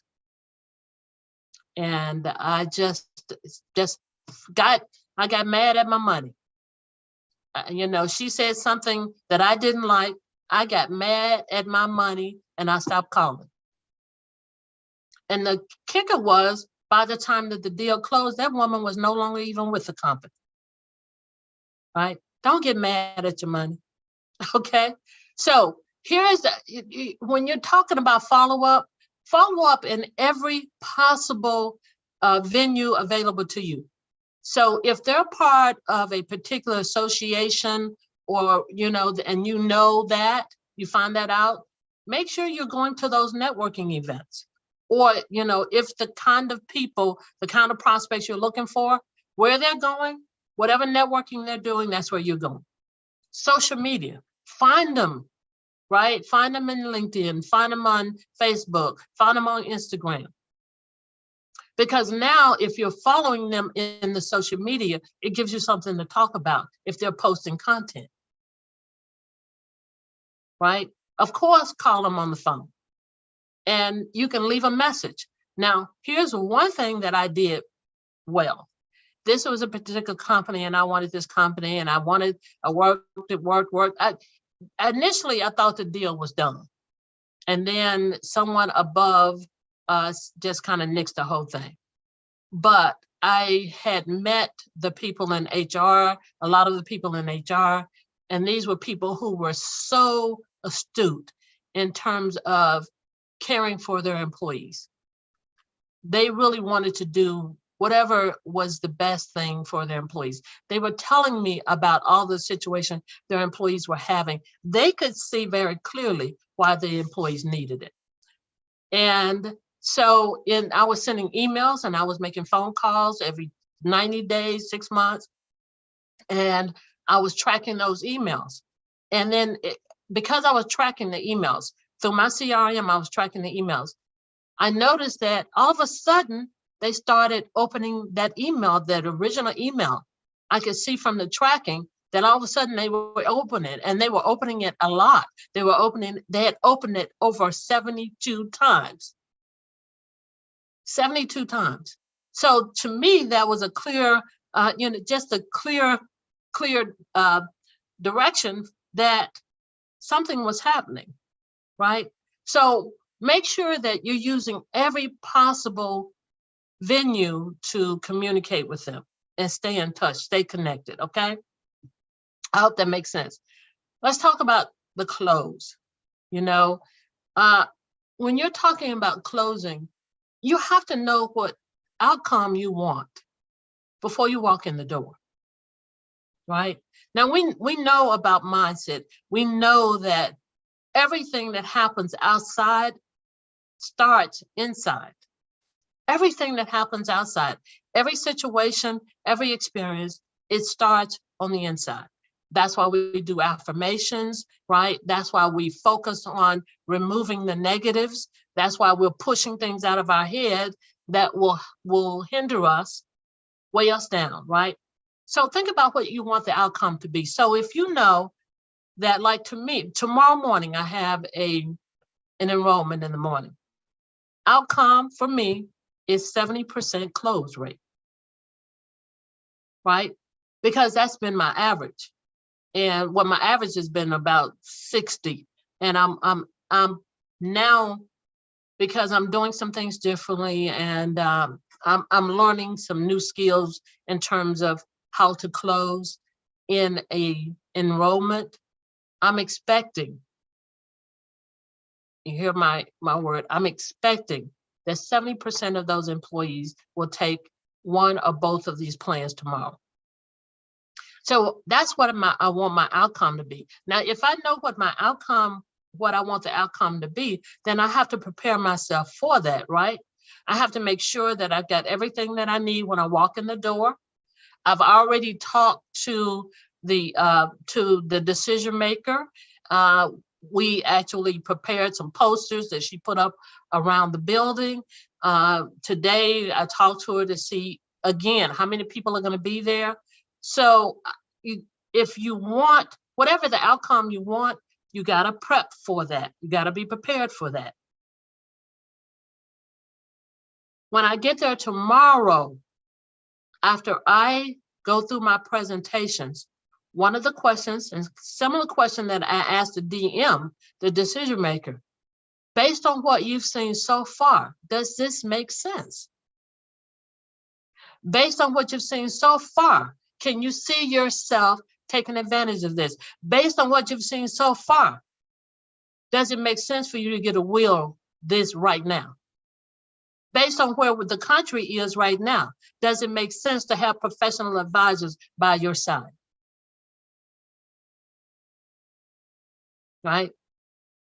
I'm looking for them. How I'm going to get to that 70% is I'm looking for them to let me know based on the questions I'm asking them along the way, right? So list the stages to the close, right? First stage, of course, is always when we go in the door, we make sure that the person who's going to introduce us has a small script, just a few minutes, so that they're not saying something like, yeah, those people are, them people, they're here. Because immediately that would put us in a negative position. So, list the stages. First stage is making sure that everything, all the prep is done. Second stage is to make sure that everything's in place when you get there. Third stage is making sure that there is a script that you give for the introduction. And then fourth stage is to ask questions along the way, right? Get as much interaction as you can from the audience or from the participants or employees by asking questions. Ask for a commitment. And a commitment can be, if I do this, will you do that? Right? So after you've created the value, I mean, you've told the stories, you've shared the information, and then you can ask for a commitment. Okay? Always ask for a commitment. And so that means that if you're talking to a decision maker, right, and you're getting ready to get to the close, and you ask the question, if this makes sense for your employees, or do you see how this can benefit your employees? Do you see why a resource like this can help reduce the stress levels for your employees and ultimately, help your bottom line, help the company's bottom line? So you're always asking for that commitment, right? I hope this is making sense. If it's making sense, guys, give me a 3 in the chat.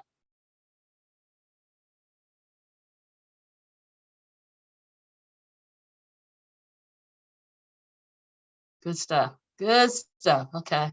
Because I was wondering, I can't see you guys. I'm like, did they go to sleep? Maybe they sleep. So, okay, let's keep moving. And I'm almost done. Couple of things that I do want to talk to you guys about before I get out of here. And I don't want to, I told Rob I would not, because he knows I can talk all night long. I promised him I would not run my mouth all night long because I know we're already behind the clock. But, don't let fear stop you. It's okay to be afraid.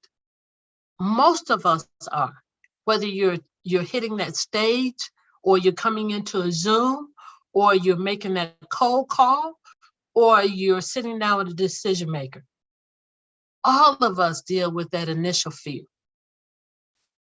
Don't let it stop you. Let it fuel you. And know that you're not by yourself, that Mr. Self still deals with it, that Brian Carruthers still deals with it. And so think of it like this: I'm in great company, right? My business feels just like initially feels just like $1 million earner businesses feels, right? Don't let the fear stop you. It's okay. It may not ever go away, but it will start to be less of an issue for you. Make the phone calls. And I wish you guys could have seen me when I first got in sales. So I was a computer programmer, right? And eventually, I love to run my mouth. So I always stayed in trouble with my boss because I was flitting around from cubicle to cubicle. Eventually, I ended up in sales. And when I went into sales, there was no formal training. They just said, "Hi, you got a great personality, go out and talk to people." So I would go out and I would knock on doors, pretty much come in and go, "You don't want to buy any advertising, do you?" Right? So I guess you know that I probably made a whole lot of no money. I went home basically crying every day. I told my husband I've made the biggest mistake in the world. I should have stayed in where I was. I could have done really good. Eventually, I made a nice over six-figure income annually, right? Salespeople are the elite in the business world. We're the ones who get the trips. We're the ones who get the bonuses. We're the ones who have the flexibility, right? Salespeople are the elite. You are the elite. So treat yourself like that. You can make 6 figures here, right? Already you see Arjun, Sherranda, Donna, Rob, making 50,000+ every year. And you have to imagine what that can do for your household, what that can do for your family. right? If you're gonna do CDLP, do CDLP. Don't try to do anything else. Last but not least, guys, you know, these are some of the skills you have to have in order to be a great professional salesperson. You have to ask questions, but you're asking so you can understand, right? You're asking questions like, you know, what kind of things what kind of things are there people bringing to the table or bringing into the doors? What kind of issues? What kind of, besides the things that you know already, that you're finding from their scores and things like that, but what are the individual employees dealing with? Because they're talking to someone. If there's an HR person there, an HR manager, if typically in that trucking company, if there's a woman there, they're telling her, right? Kathy says, you need to talk to her. You need to find out the kind of things that they're coming to her about. And those are the kind of things you're going to talk about in your presentations, in your enrollments. You're going to talk specifically to the employees based on the questions that you ask and the information that you gain. Listen intently, right? Ask a question and don't be so hurried to ask the next question. Let the person talk. They will tell you everything you need to know to close, right? It's all about creating the vision. It's about creating a mutual vision, right? And that's how we that's telling those stories. But first we got to figure out which story to tell, because we got so many. Now, if you don't have stories, you get the profiles of success, right? When you're going to the throne, you should have it all the time and flipping through and seeing some of the stories, right? And use those stories so that you can create a mutual vision. The mutual vision means that they can see why this makes sense and you can share with them why it makes sense, right? Seek out help. And I know some of you, most of you guys probably already doing that with Sherranda's, the CDL call and with Sherranda's call, and always ask for help.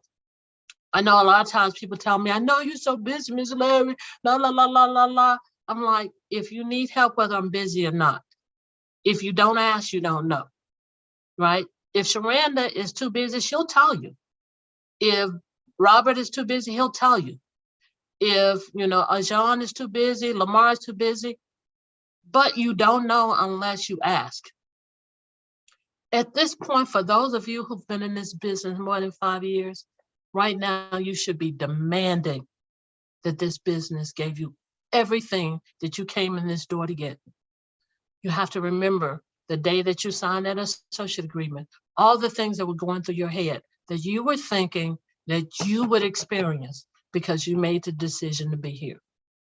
Now demand that it give it to you and accept nothing less, right? Read the books, right? Become so good at sales.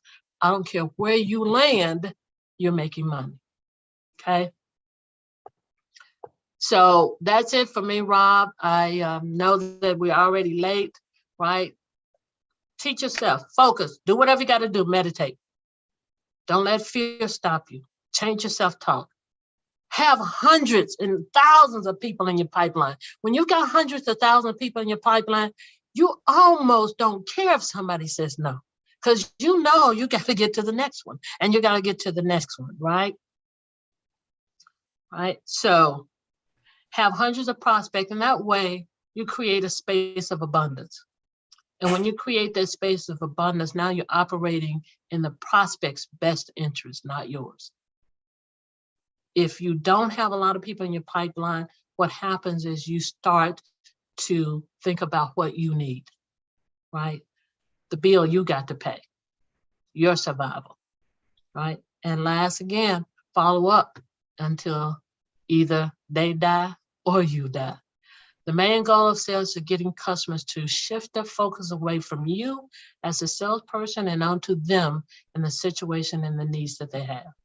Thank you guys so much. I appreciate the time. Rob, always a pleasure to hang out with you and your crew. Peace. You got it. Thank you so much, Sharon Larry. Again, this is so good because again, it's CDL, it's sales, it's business. I think we touched on so many different things that people needed to hear. And I mean, look, guys, we're over and we never even got a chance to do the interview with Sherranda. I didn't do any of my training. Like I had training set up. Like I literally didn't do one part of my training that I was supposed to be doing. But that's okay because we on here every Monday, so I'll get my stuff in. And I'm also a believer in, you know, what is said is what needed to be heard. So I want people's numbers to go up. I want people to have, I'm a numbers person. You guys know I'm a data person. We still have 46 people on YouTube and 78 people on here, and we've been here for 3 hours. So people are staying because they're hearing what they want to hear. And just so much success. I'm excited about the whole thing. I'm already thinking like, what are we going to do for the 5th year, right? And we just finished the 4th year. But about my editing guy is going to edit this up, chop it up. It's going to be like even more professional than it was with us doing it live. But then while all that's happening, people will be able to take a look at it on YouTube. I'm going to leave it up there live for all of that. I mean, just so much good information. John, how do you prospect? Sherranda, how do you research the prospect? Sherranda and Kathy, like, how do you deal with this consultant foolishness, right? Alistair Edwards, here's some sales tips. And of course, Sharon Larry is not just sales tips. She's emotion. Like, you know, I saw her cry 2 or 3 times inside herself while she's talking, because she's always passionate when she's talking. So, you know, women, you know, you got to show up when she's talking because she's talking to y'all. We get the benefit of the conversation, but man, Sharon was not talking to us. She was talking to the women. Because she's always talking to the women. But I can appreciate it because I can learn by what she's saying, because guess what? When you go out and sell, those sales tips are going to help men just like they're going to help women. But it's just she's so passionate about helping women. So I'll throw a link in the chat. I'll throw it in there again. We always know every year, this is always a free training. Every Monday is free. Every Thursday, Sherranda's is free. This Saturday, because what are we talking about? Business, growing your business. This Saturday, I'll be doing a 3-hour goal setting mid-year. I'm saying mid-year, but we're going into the last quarter, guys. This free as well. It is going to be for you guys to get on and learn. We're going to talk about for 3 hours. And I believe Sharon Larry is going to jump in there and do some work as well. So you guys will hear from Sharon Larry again. But we're going to talk about the 6 powerful steps to take as you set your SMART goals. So guess what?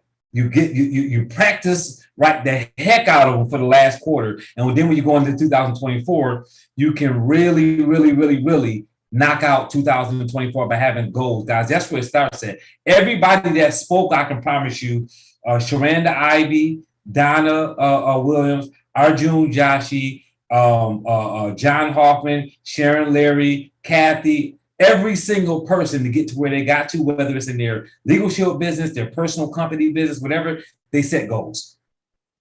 Setting goals is key. That comes before the calls. That comes before the prospecting. That comes before all those things. You got to know how to set goals so that you can visualize what you're looking to do in the future.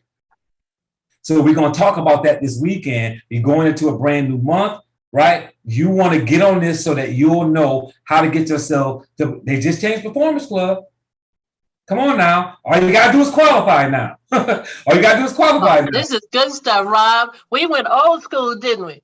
Right? Yeah. They went old school on us, right? Because I know the first few years we were in the business, all you had to do was, it was called Players Club. You just Players Club qualified. And that's when they had, they would actually have the whole resort just for us. There were times when nobody but prepaid legal associates were there, other than the employees. Or I remember the 2 trips. They would have one group going in. When that group came back, another group was going into whatever the location was. So we're going to see that again. I'm so excited for that. For all the people who may not ever decide to make $1 million in Legal Shield, the one good thing about it is they can take their family, their spouse, a friend, their mother, their children on an all expense paid vacation by making money. Where else do they do that? Where else do they do that? 2 trips.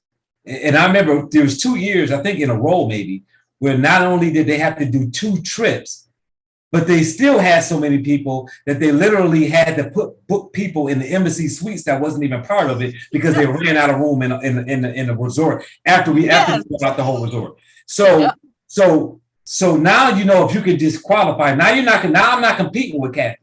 I'm not competing with John Hoffman. I'm not competing with Sherranda Ivey. I'm just qualifying. Use this SMART goal system to, if nothing else, qualify, right? Have the lifestyle saying, I'm PC poor every month. I'm making $500 to $1,000 in extra income, which is $12,000 a year. Plus I'm going on an all expense paid trip with somebody I care about. And you know, you talk about the goal setting, Rob. You know, a lot of people want to wait till January. I've always done my goal setting in the early fall, always for 25 to some. Oh Lord, I'm telling how old I am.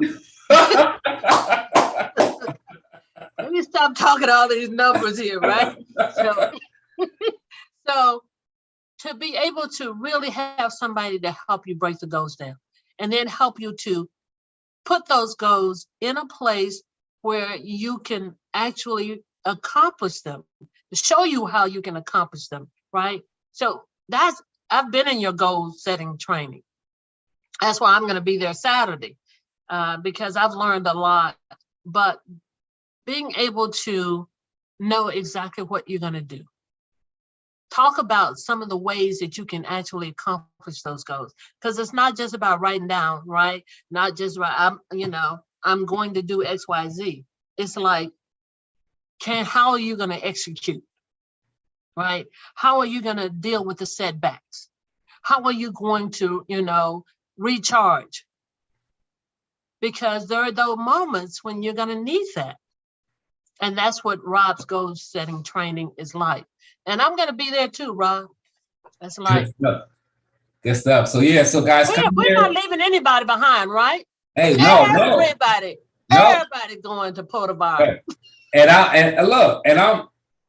It's real simple. Like, pull it up. I was doing a training 2 days ago for some people, and I was like, pull it up. Like, if you pull up goal setting training, goal set trainers are charging $75 to $200 an hour to train you on how to set goals. Guys, we're doing a 3-hour goal setting training free. There's no charge. You just click the link and register. And again, like this, people were texting me and call, like they couldn't get in. There's already 137 people registered for that. So it's already more people registered that can even get on the Zoom.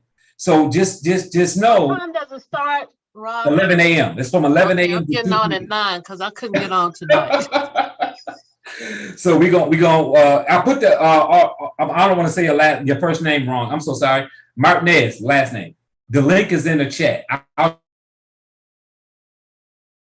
drop it in there again before we jump off. But it's just a link you're gonna click on. It's gonna take you to a landing page and just register for it. And it's free. It's no hook. It's no catch. I did one at the beginning of the year in January. I did a 4-week training.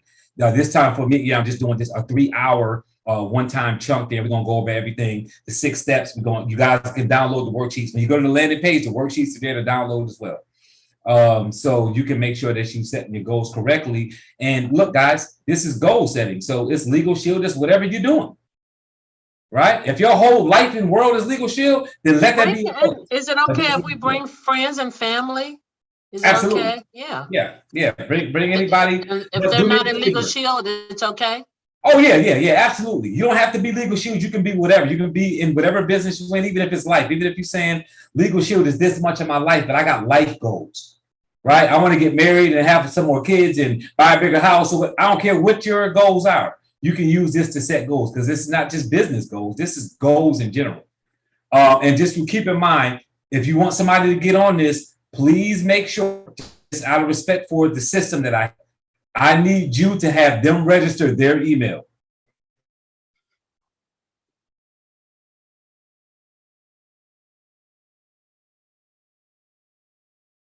Okay.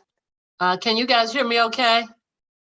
Okay, so Rob, I think he was just saying that, okay, Sherranda got it. Here's the link for Free Smart. Okay, thank you, Sherranda. It looks like Rob maybe got stuck there. Rob, can you hear us? Okay. Anyway, Sherranda, is there anything else you want to offer, or John or Kathy?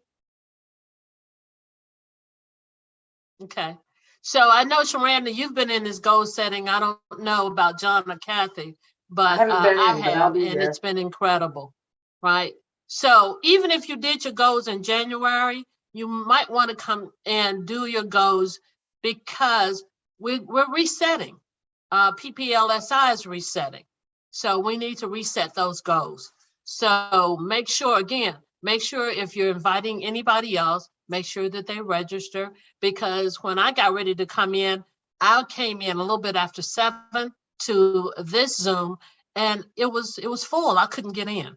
So I had to wait till somebody actually dropped off before I could get in.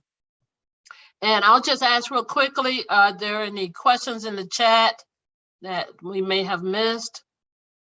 Sherranda's put the link in there. That's good. All right. If there is nothing else, I know we're already at 10:21. Then hopefully Rob will come back on. We'll just give him a couple more minutes. I sure do appreciate the fact that you guys decided to hang out with us tonight. And I thought that everybody was incredible. Kathy and Sherranda, the information you guys shared was so invaluable, right? And John, I didn't get it in time to hear you. So I'm gonna have to go back and listen to the replay. I got a little bit of Alistair, and that was it. And then Sherranda and Kathy. So again, I see so many names that I recognize, so many people. Wow. Wow. See Carmen. I see Betty. Wow. Mrs. Sprague. I see Miss Valentine. Of course, Kelly Clark. Wow. I see a lot of great associates here. Wow. Good stuff. Good stuff. I see Miss Holiday. Susan Alley. Miss Henry out of Tennessee.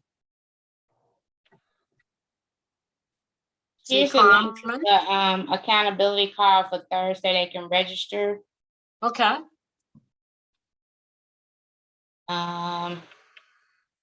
So that's it. We lost Dunbar.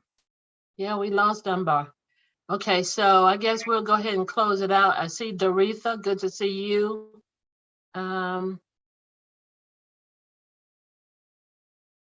Rosie, I see that you're here. Good to see you. These are just some people that I know, maybe have worked with. And take advantage of the Field Trainers program, guys. That program allows you to be able to make money even when you don't know anything. So please take advantage of the Field Trainer call, the Field Trainer program. And if you're a field trainer on here, would you just go ahead and just acknowledge your field trainer just in the chat? We know that Sherranda is a field trainer. Everybody knows that. She's got 2 ladies of justice to prove that, right? I think John, Mr. Hoffman, you're a field trainer as well. Do we have any other field trainers on? So John's a CDLP state trainer. Okay. John's a state trainer. Yeah, he's a CDLP trainer. Okay, I see Sharon Holiday. She's a field trainer. Wonderful. Well, we're going to end it here, guys, unless there's anything that I may have forgotten. I just expect that you guys will take the information and that you will run with it. And you will make sure that you get what this business promised you. Otherwise, what's the point? So good night, everybody. See you on Saturday. Peace out. Night. Thank you. Night. Good night. Good night. And thank you. Everyone. Thank you. Thank you so much. Good night, everyone. Thank you. Good night. Good night. Good night. See you guys on Saturday. I'm gonna go a while. Good night, everybody. Good night. I hear a baby. Congratulations on double platinum. Thank you. I'm so excited. Yes. Congratulations, that's Thank awesome. you. I appreciate that. Start recording. Okay. Good stuff. Thank you, Sherranda. Good night.